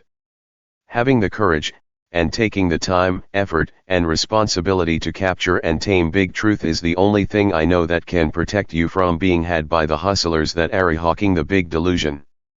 Be wary of or feel good, his happy pills and patented excuses will dissolve your personal power. Don't misunderstand me, finding gonjasing help when you need it is a wonderful thing. Good for everyone, but becoming dependent upon it, addicted to it and unable to grow beyond it, is something altogether different. Dependence and interdependence can be helpful and rewarding as long as your free will is not held hostage and you are not trapped by your neediness, fear, wants, desires, ignorance, immaturity, and beliefs. In general, those who are trapped are not aware of being trapped, they are perpetual children predominantly from the ranks of the personally powerless. Do not confuse the personally powerless, high-entropy consciousness, with the materially powerless, they are not necessarily related. Assuming responsibility for your life is a good place to start anything. If you do not have what it takes to find your own answers and take charge of the evolution of your consciousness, someone else will be happy to fill that void for a price that is actually much steeper than it appears. How do you calculate the price of being caught in a belief trap? In terms of opportunity lost, entropy gained, progress not made, misery prolonged, or time and energy, a life, wasted. However you figure it, it is too much to pay for a short-term feel-good illusion. Does anyone wonder why recreational drugs are widely popular in our culture, and most cultures? The feel-good mentality, pursuing its ego-soothing and fear-suppressing belief systems, forms the foundation upon which most cultures are built. Taking recreational drugs is simply acting out with our bodies what we do every day with our minds, escaping reality by making a belief-centered end run around igno. 1 http://www.my-big-toe.com Book 2, Section 3, Chapter 43 I 397. Rani and fear, and by avoiding personal responsibility for our growth toward love consciousness. We play hooky from the learning lab in order to hang out in a feel-good fantasy. Ego-driven delusion is at the root and core of our existence, it defines our little picture real ity. As always, the mind leads and the body follows. Taking recreational drugs is a direct consequence of an immature individuated consciousness feeling trapped by the anxiety, insecurity, and fear that is created by its sound limitations. Low-quality consciousness and drug use encourage each other. A low-quality consciousness uses belief denial and the obfuscation of ego in order to escape anxiety, insecurity and fear. Individuals in PMR use recreational drugs to do the same thing. Is it any wonder that the drug culture primarily attracts the young who have relatively high entropy systems and adults who feel failed and inadequate? As a culture, and as individuals, we express the quality of our consciousness in many ways and forms, but always with absolute accuracy. We are what we are. Belief, ego, and fantasy on the inside, recreational drugs on the outside, different escape methodologies but similar expressions of the same lack of consciousness quality. To eliminate recreational drug abuse, a culture must raise its collective consciousness quality. This can only be accomplished at the individual level. Any improvement by individuals within the culture raises the quality level of the whole and begins to solve the problem. You personally must solve the problems of your culture. No one else can do more than you can. To believe it is someone else's problem to solve more than yours. Simply makes you a part of the problem. You can do nothing more than improve yourself. Fortunately, that single accomplishment constitutes your optimal contribution. Growing up is difficult to do. Sometimes we get so wrapped up in our fear, our ego's wants, desi and needs that we do not try, or care, about anything but hiding from our own terrifying ignorance. Quick, duck in here, you can hide out in this fantasy, says a helpful ego. Whew, just in time. Helpless little human, huddled, shivering, miserable and unhappy, trapped in a tiny corner of his mind by his ego fear belief system fantasy. This is where the sadness part of love comes from. To make things worse, as long as th.is needy human is in the pl/lir learning lab, the poor little fellow imagines that his existence and well-being is derived from, and supported by, a magnificent rubber chicken, see chapter 21, book L. For this reason, he often refuses, only while he is in PMR, to use the help that is focused, coordinated, and projected from the NPMRN part of OS to PMR to support his evolution within the loving and supportive reality in which he actually exists. A fear-driven life, lived from within the shell of a protective ego fantasy, is often demanding, tricky, painful, agonizingly shallow, and not much fun or full of joy, love, and 398 my big TOE life and love in the petri dish. Peace. Poor guy, cuddling with his chicken in the unwomfolded darkness, trying to make it through the difficult times that his needy ego has unknowingly created. Growth requires a focused effort, and this hapless human rat does not have the required time or energy because he is preoccupied with maintaining his illusions. Unfortunately, the maximization of feeling good, mostly suoking the ego, and the minimization of pain, kusuokting and maintaining a good working fantasy, is more than a full-time job. If this being does not escape this trap, he will in time, with age, end up in a never-ending and self-perpetuating tail chase that either reaches an accommodating steady state or constantly loses ground. The hope is that one day he will wake up and realize there is more to his existence than just living, and that the issue is quality, not comfort, or power. If you know anybody in a predicament like this, please be kind, empathetic, and helpful to them. They have been caught in a trap, many were born in captivity and know of nothing else, and deserve your patience and compassion. These maze rats are not dumb, they are merely confused and blinded by their belief systems. What should you do to help? Love them and let them be, they will eventually figure it out. Explaining it to them often ends up confusing them more. Just love them and let them be, and evolve your consciousness to the greatest extent possible. That way, if asked, you can point out unseen opportunities and options from a more balanced and less ego-driven perspective, serve as a good exam PLE, and provide encouragement through living proof that success is possible. That is about all you can do to help. 44. What is the point? We, the creations of AUM, are the source of its joy and sadness. We evolve our individuated piece of basic consciousness by lowering its entropy and increasing its quality. As we drop our ego delusions, we become more AUM-like, an embodiment of love and caring. TI1 is our goal, our purpose. We began this trip as a chunk of individuated digital consciousness with enough complexity, memory, and processing capability to evolve ourselves from a high-entropy relatively dim awareness to a low-entropy brilliant embodiment of love.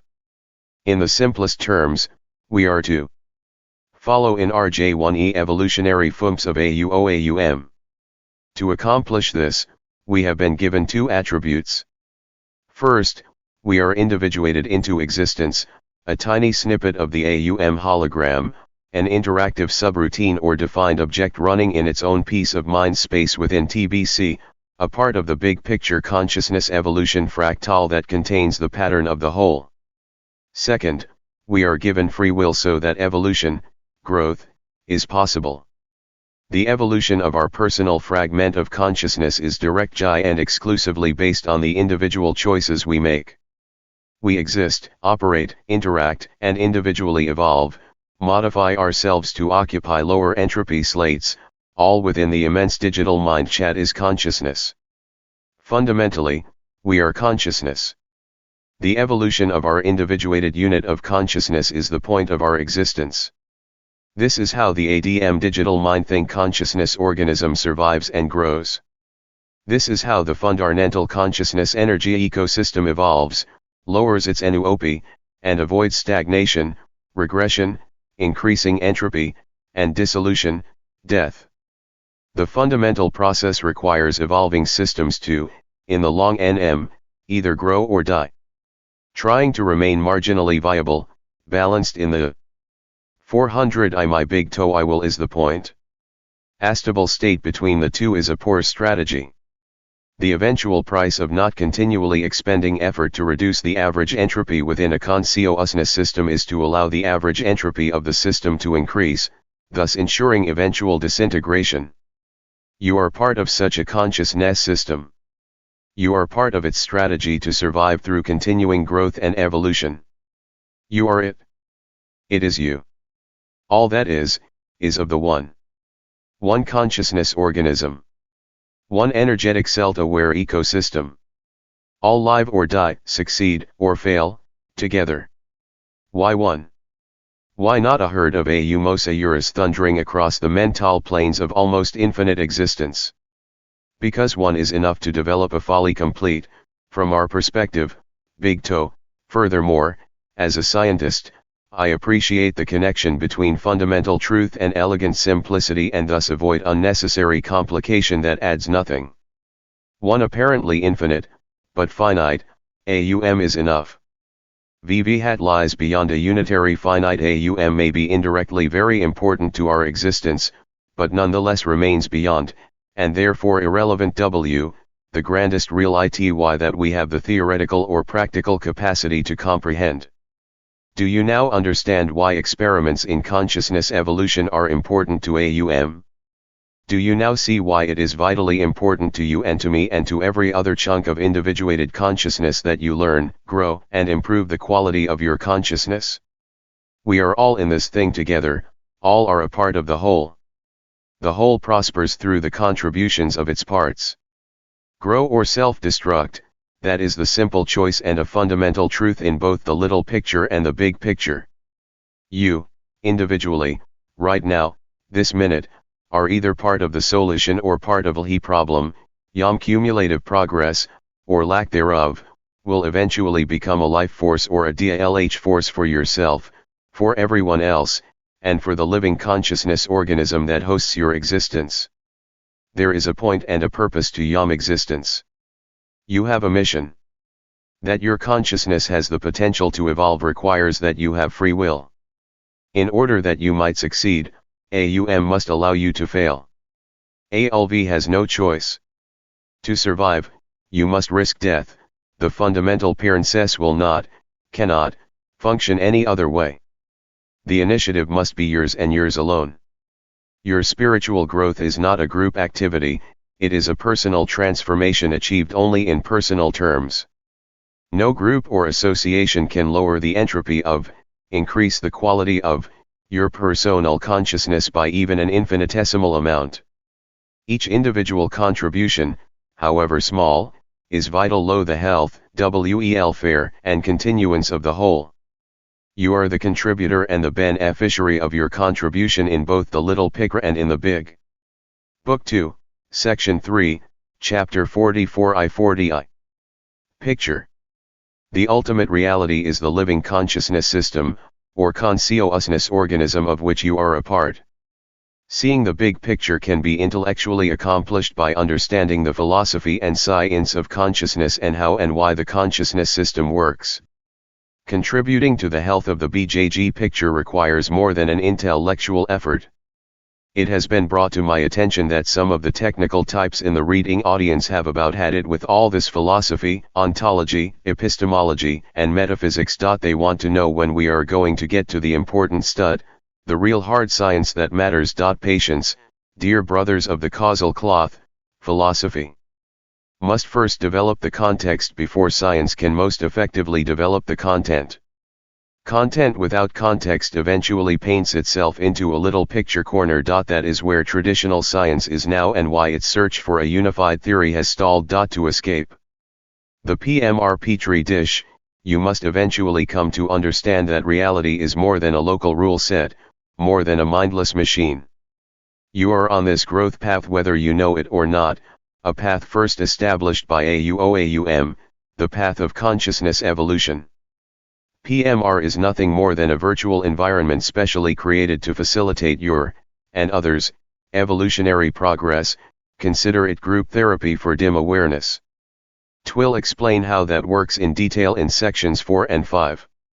Our goal? Our purpose? Why should we bother?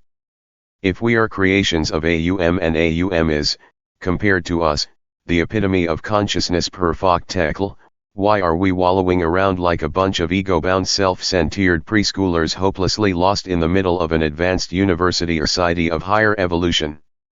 How are we significantly contributing to AUM's further evolution? Why does AUM need us, for amusement? Are we the carbon-based version of Donkey Kong or King of the Hill with 3D holographic virtual reality graphics? Does that concept amuse you as much as it does me? Don't worry about it. These questions are the result of falling into another anthropomorphic trap. I am afraid Jay have set you up to fall into this one by referring to our consciousness relative to AUM's consciousness.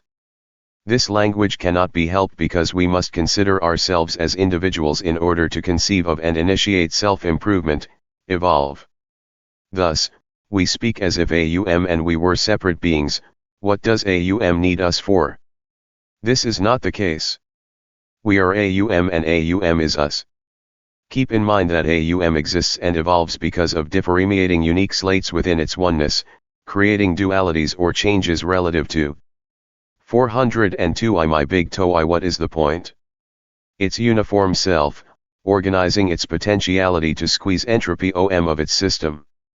Dualities became reality cells by the gazillions, from which TBC was created and from which we were individuated.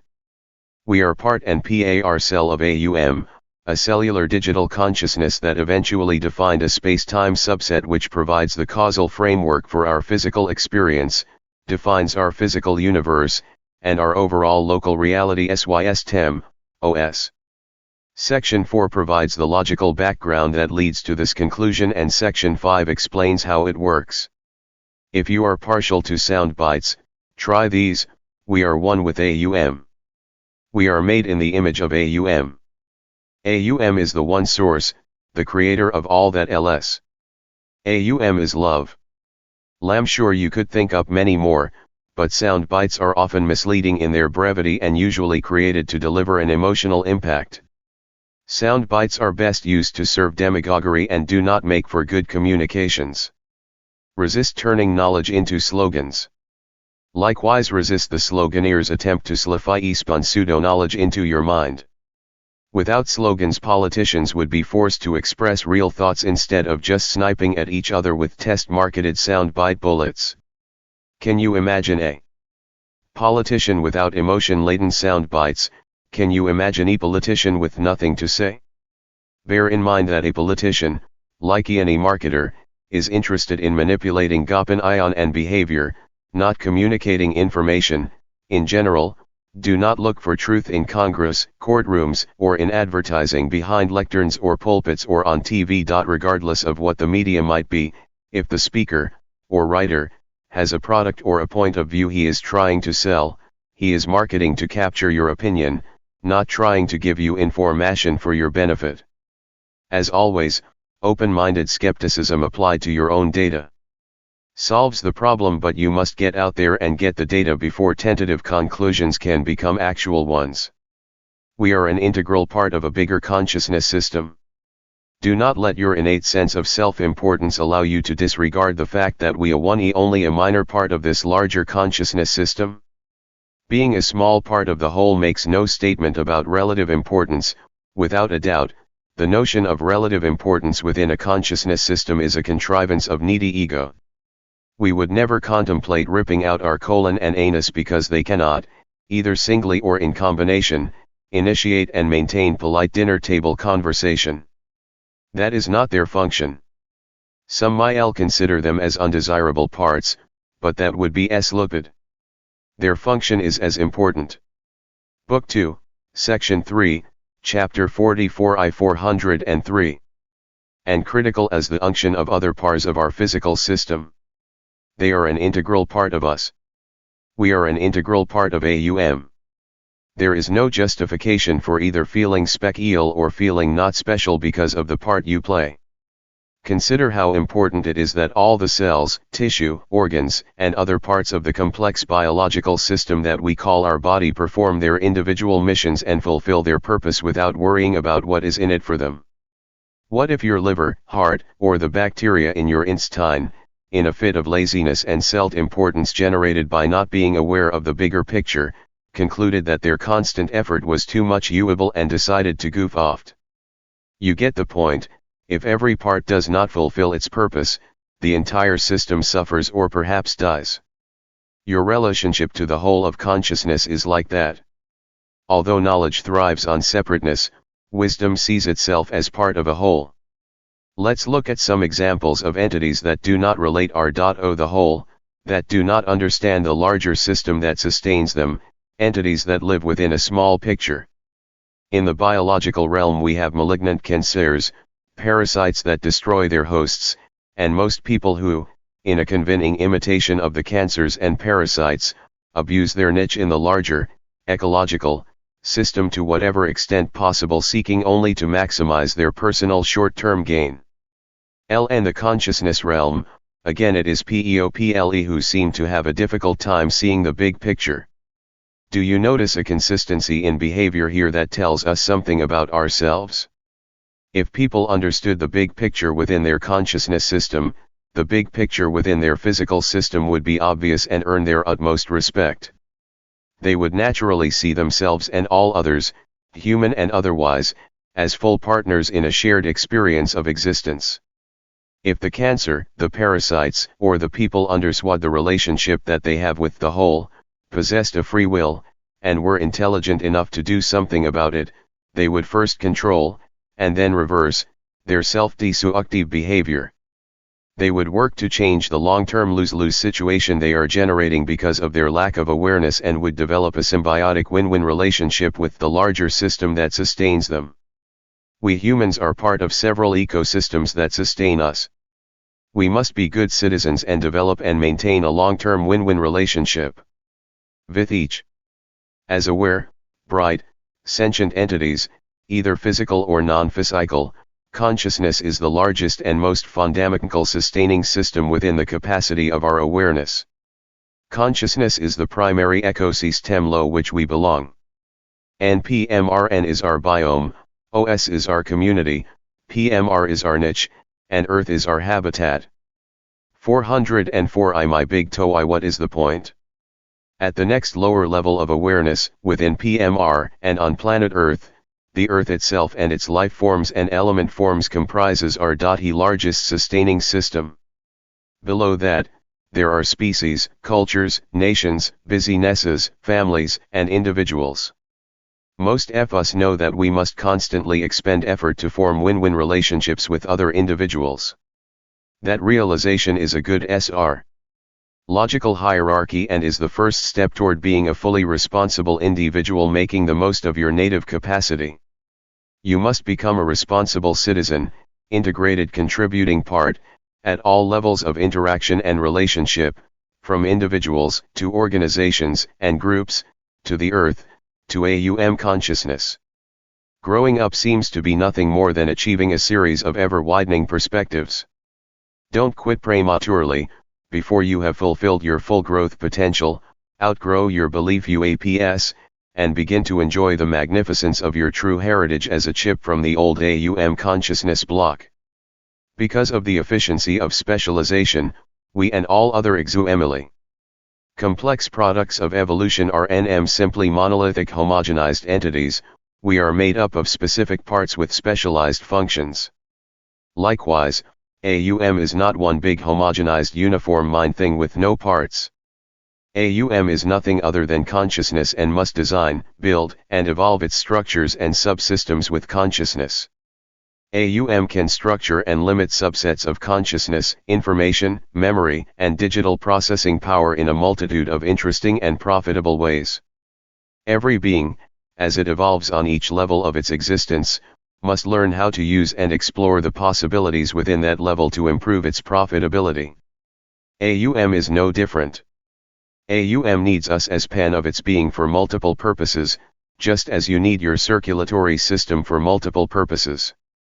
As we are driven to explore ourselves, is driven to explore and understand consciousness. Its continued growth, evolution, and survival depends on it.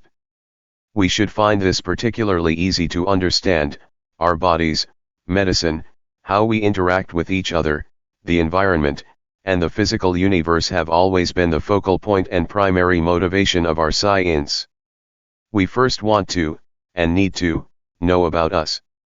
The AUM thing wants to, and needs to, know about consciousness.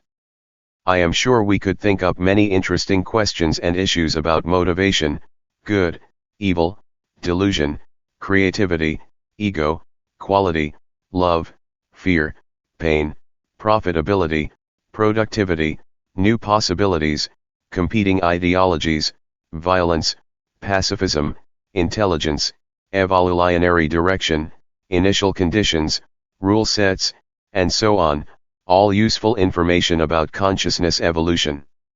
http://www.my8igto.com Book 2, Section 3, Chapter 44 I 405. That AUM might well be pursuing. I am also reasonably sure that AUM would be able to add a few we didn't think of. Does that make us lab rats as well as partners and pieces of the larger system? Maybe, all depends on how you look at it. Do you consider the bacteria in your intestines or the ecosystem that provides your oxygen as your partner? Perhaps you should, your life depends on both of them. Fortunately, AUM is not likely to be as self-absorbed and disrespectful to its partners as humans are.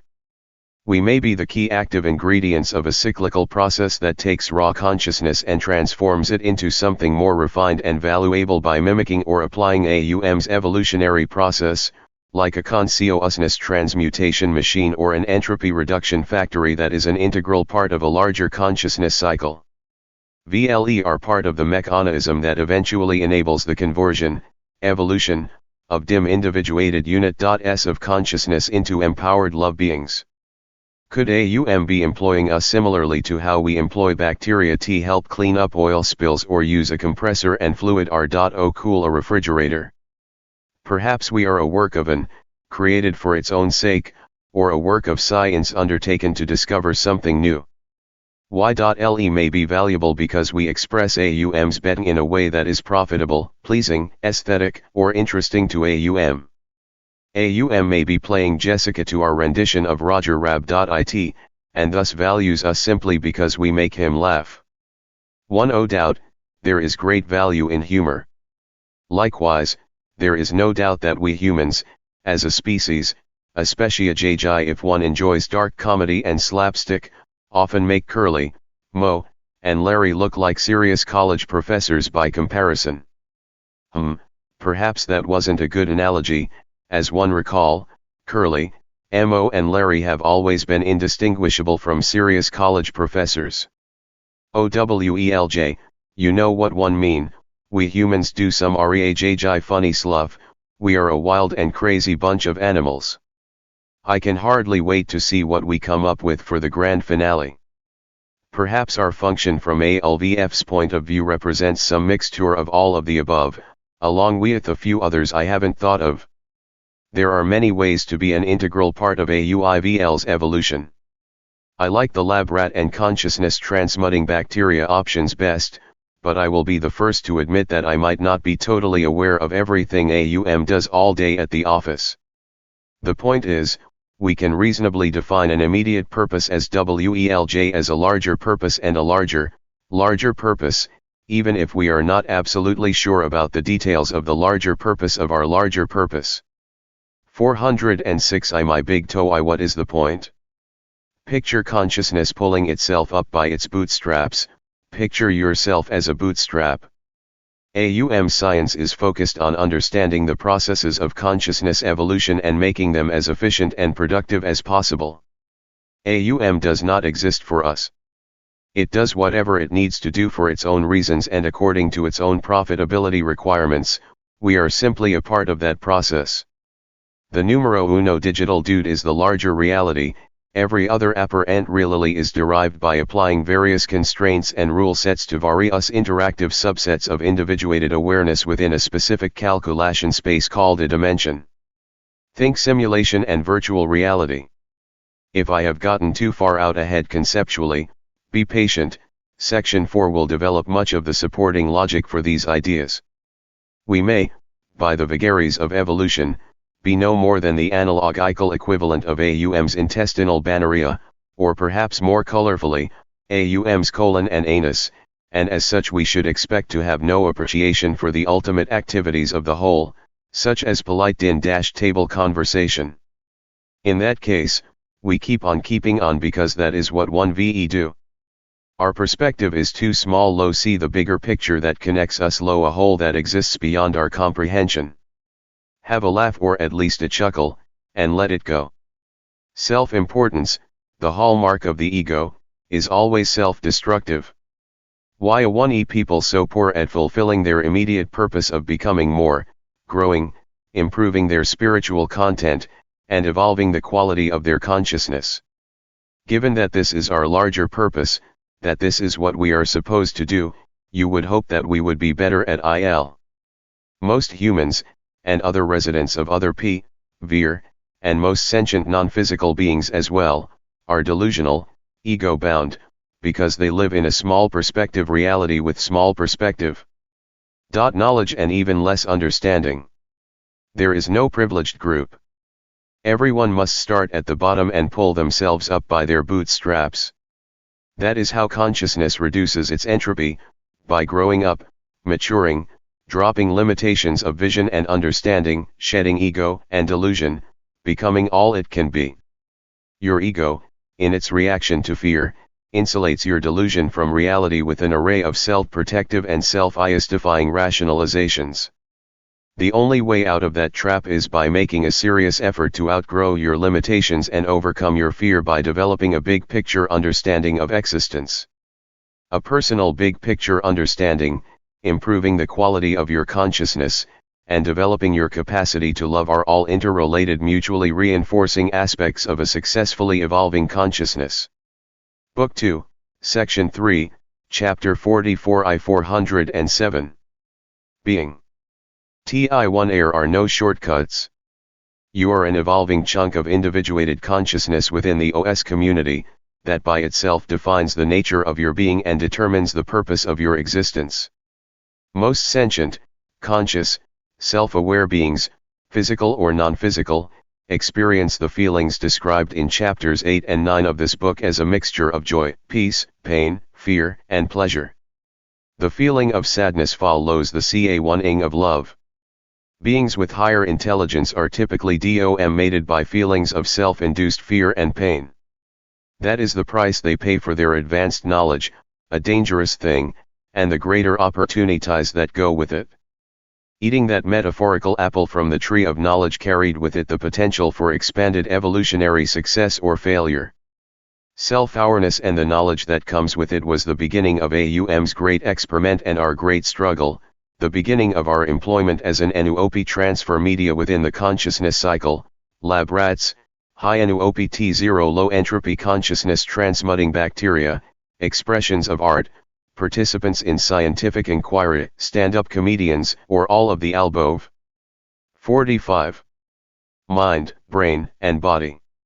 Non-physical conscious beings are not merely disembodied discrete chunks of information or knowledge, like a web page from another dimension.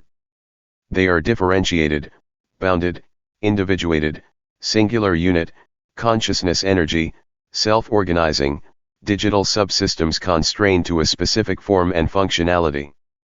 They have unique bodies, defined boundaries that are composed of what is most descriptively called non-physical matter, which may appear completely solid. They can be intellectual, knowledgeable, and feeling entities because they have the potential to be self-aware, self-modifiable, and have an evolutionary purpose. We have established that AUM has feelings, however, without fear, ego, and delusion. AUM's feelings are not at all like ours. On the other hand, if we can replace our fear and ego with love, humility, and compassion, we begin to look and act like distant relatives of AUM, chips from the old AUM block, sharing a single continuous awareness with the source of all consciousness. How does all Th.is feeling consciousness interact with what we experience as our bodies? In the physical world, in accordance with TBC's space-time rule set, our limited senses collect the data that define our physical reality. Our nervous system sends certain T1, ES and patterns of signals, utilizing neurons, synapses, nerves, and the like, representing the collected sensory data to the brain, which interpret has patterns of signals, encoded sensory data, to create the perceived physical reality within the context of past experience. The non-physical mind receives the PMR reality E-perience from the brain's experience limited interpretation of the signals. The mind then applies its unique knowledge and quality to produce a response that expresses its intent in terms of IMENAL and external action. 410 My big TOE mind, brain and body. Thus, it is a value-based non-physical consciousness with knowledge, memory, fear, ego, understanding, intent, motivation, purpose, and individual quality that determines what the brain sends back down the communications links, nervous system, R.O. guide the body in transforming the mind's intent into a new state of being that is in direct response to the original sensory data. In this simplified model, the brain serves as a transducer and a constraining filter between the physical and the non-physical components of the being, as well as a controller of autonomic body functions that must satisfy space-time biological requirements. Non-physical consciousness energy animates the experience body and gives it non-trivial uniqueness, originality, and purpose. Fish, hedgehogs, foxes, and people all work this way. As a refresher, you may want to reread the aside at the beginning of Chapter 29, Book 1 concerning the physical to non-physical interface function of the central nervous system. The mind-body process described above is grossly oversimplified and presented from the PMR perspective. Though it makes this discussion more abstract and thus more difficult to understand, it is more accurate if you think of your body as a virtual body. Consider that your body is a projection of your character in a multiplayer digital simulation consciousness trainer, a virtual reality. Your projected character represents the total accumulated quality of your consciousness employing only a fragment of your individuated consciousness energy. Its allowable interactions, its experiences, are constrained by the space-time rule set. 171 is particular virtual reality has many trillions of interacting players, some sentient, some not. Additionally, there may be random components occasionally thrown into this complex mix. Make sure that free will always has a sufficiently rich array of possibilities choose from in order facilitate optimal evolution and learning. One can think of these random interactions as the result of biological, psychological, and social Brownian motion, individuals bumping into, and exchanging energy with each other and with their environment in a process that ultimately defines their personal trajectories. These sequential interactions produce cumulative results and define new sets of possibilities with each bump. Unplanned interactions with others, and with our outside and inside environments, create novel opportunities to exercise our intent by making choices that reflect our inner quality. Clearly, personal growth requires us to use our limited awareness to improve our understanding of what is important and use our free will to improve the quality of our choices. Growing up and decreasing the entropy of our consciousness obviously requires far more than simply acquiring, storing. Book 2, Section 3, Chapter 45 I-411. And processing knowledge. Being conscious, we have the innate ability to modify ourselves, to pull ourselves up by our bootstraps. Improving the quality and reducing the entropy of your consciousness, spiritual growth, is more than an intellectual exercise. The intellect, processing, memory, and analytic function, can make no significant progress by itself. Though the intellect can occasionally act as a catalytic agent for personal growth, an isolated catalyst cannot induce a reaction take place. One need the proper reactants residing within a supportive environment before the nudge of a catalyst can move the process forward. This is a particularly disturbing fact for those who live out of their heads by control and guiding their every thought and action directly with their intellect. Their need to appear rational in the little picture severely restricts their ability to be rational in the big picture, or even realize that a big picture exists. The belief in the infallibility and completeness of little picture rationality is another belief trap piled high with victims who are bright intellectuals from material-based cultures. Enlarging the species database in order to improve future hardware 1e, body and senses, software, attitudes and mental ability, and processing capabilities, brain and central nervous system, is not the only, or even the major, goal of implementing the fundamental process within the human race.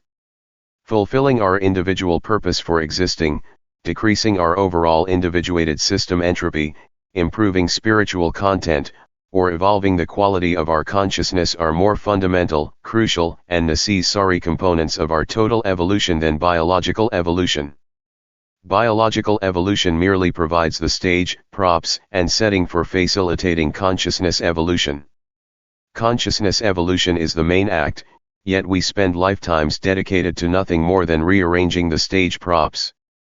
Perhaps we should call PMR Theater of the Blind. Ladies and gentlemen, tonight's feature presentation is Planet of the Idiots, a comedy of misopportunity.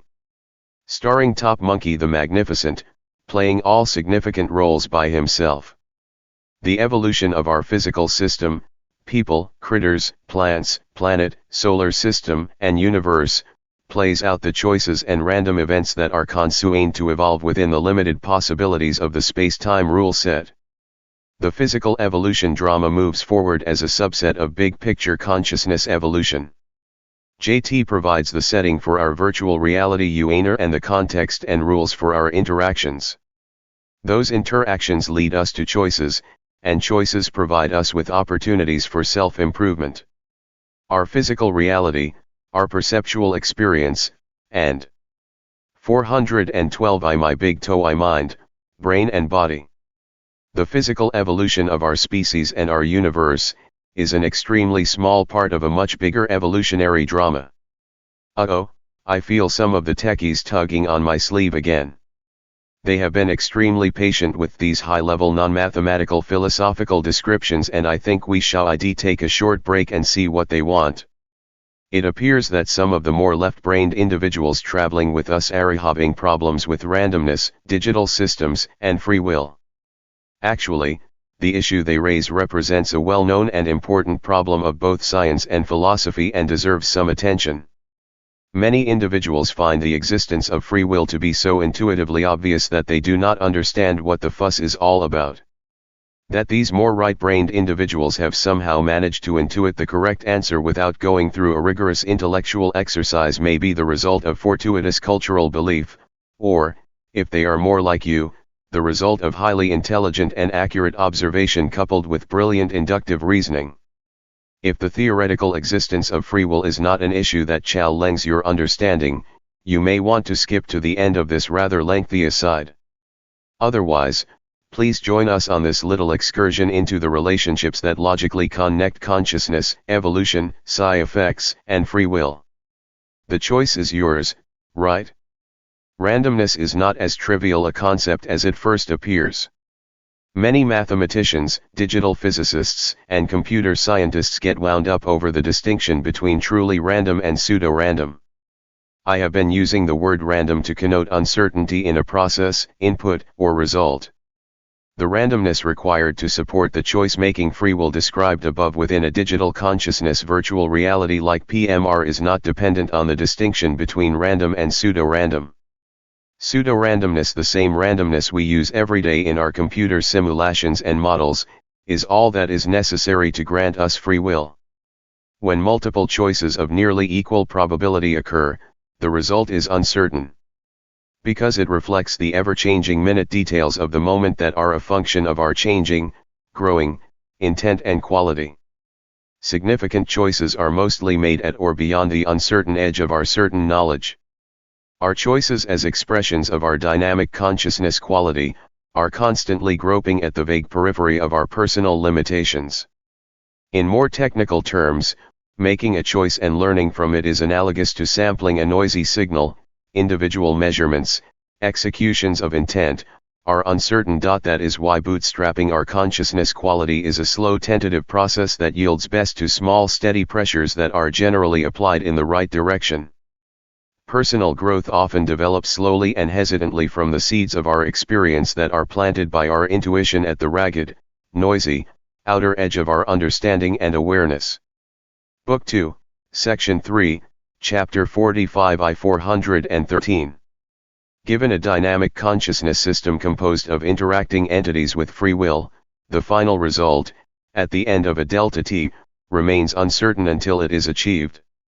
During delta I, while intent is directing, choices are being made, and actions are being taken, for individuals or groups, the uncertainty, degree of randomness, in the final results is primarily caused by the huge complexity and number of the potential interactions between large numbers of very complex self-modifying individuals applying their free will to make choices in a non-rational belief space near the boundary between their known ignorance and their assumed knowledge. Whew, what a mouthful. I deserve either a prize or a whipping for that last sentence. I am afraid I know which one you would give me if you had the chance. Listen folks, just slap the book a times and go on. It's unhealthy to hold a grudge. No pain, no gain. Uncertain results create additional opportunities for interaction and choice making. New choices representing GUR applied intent produce new actions that in turn create new results, and thus, more new choices. We bump from one interaction to the next, making choices as we go.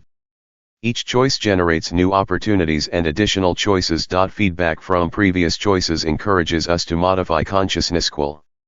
Ity and refocus our intent, thereby influencing subsequent choices. Thus we create as well as participate in an efficient interactive process designed to facilitate the evolution of individuated consciousness that can be described as Brownian opportunity with an underlying quality bias. The assumption of the impossibility of true randomness within a digital calculation does not logically disallow the possibility of our free will translating our intent within PMR into a unique personal choice that affords an opportunity, through feedback, to subsequently modify our intent, personal growth. An AUM consciousness system can use randomness with a structure, algorithm, behind it to see how huge numbers of extremely complex, noisy, self-modifying subsystems interact under various dynamic conditions just as we can. Scientists and engineers engaged in system simulation do this type of stochastic analysis every day. In Section 5, we will discuss the mechanics of calculating probable future reality surfaces and explain the functional and operational relationship between your personal, shared, and local realities and the deterministic reality simulation database where everything that can happen does. Section 5 explains the mechanics or implementation process of actualizing free will choices and contrasts that process with a similar process that produces deterministic, statistically based, unactualized parallel realities. Here I address only the theoretical and practical necessity of free will to be an integral part of evolving consciousness systems. This aside will establish a theoretical 414 my big toe mind, brain and body, and practical basis for free will, while Section 5 describes how our free will process is actually implemented within the bounds of a continually redetermined set of possibilities that describe everything that could possibly happen. Some may think that the theoretical difficulty of generating true randomness in digital processes is problematical for free will. This erroneous conclusion typically results from wrongly considering consciousness to be a simple monolithic system that follows the rules of PMR causality. This problem melts away in the layered complexity of multiple levels of interacting local and personal realities that have their origins within an evolving consciousness system. The bottom line is that true randomness as it is understood by PMR theoreticians, is not required for free will to upstage predestination as the driver of consciousness evolution results in NPMR or PMR.AUM. The consciousness system can, as can we, do honest science that it finds profitable to its evolution even if it is a rule-based logical system. A pseudo-free will is logically free enough to do the job of defining and implementing purposeful individuated consciousness units like those constraining their perceptions to the PMR set in order to lower their personal entropy. Units of individuated consciousness have the ability to freely make choices from a finite array of possibilities. Individual choices are dependent upon how the entity applies its finite repertoire of motivations and intents that it has developed in reaction to the experience it has perceived through the rule set filter. Intent eventually expresses itself through action and reaction within an interactive virtual reality. The quality of your intentions or motivations reflects the quality of your consciousness. Simply put, an entity's profitability and top-level goals must be pursued through a purposeful application of directed awareness and intent, sometimes called will. Units of consciousness exercise their intents in virtual reality simulators that provide results-oriented feedback from every experiential opportunity. Aware entities use this feedback to improve the quality of their intent and decrease their entropy. This is how consciousness learns and evolves within the PMR Experiential Virtual Reality Learning Lab. Time enables experience, which is derived from a sequence of events. Experience is the memory of a sequence of perceptions. Perception is a sequence of datum exchanges. Creating specific experiences. A learning tool can be implemented through an interactive sequence of perceptions that provide an opportunity for an entity to exercise intent by making choices based upon personal quality and by allowing the entity to assess the results of those choices. An assessment of the choice and the results of the choice, feedback, lead to self-modification in pursuit of fulfilling the purpose and goals of the entity. We humans have employed interactive virtual reality training devices, such as flight simulators for pilots, for many years. Experience is the key to learning. Whether that experience is actual or virtual is irrelevant.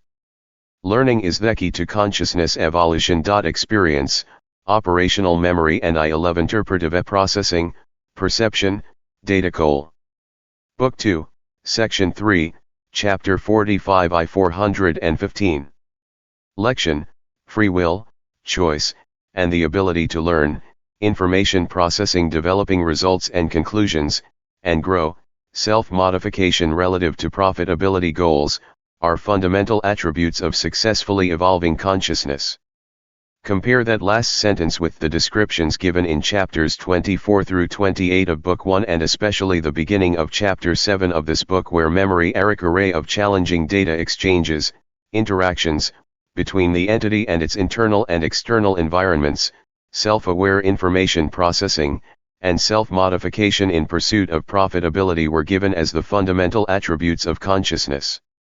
In Chapter 7, these fundamental characteristics of consciousness were used to define consciousness and to describe its evolutionary process in general terms.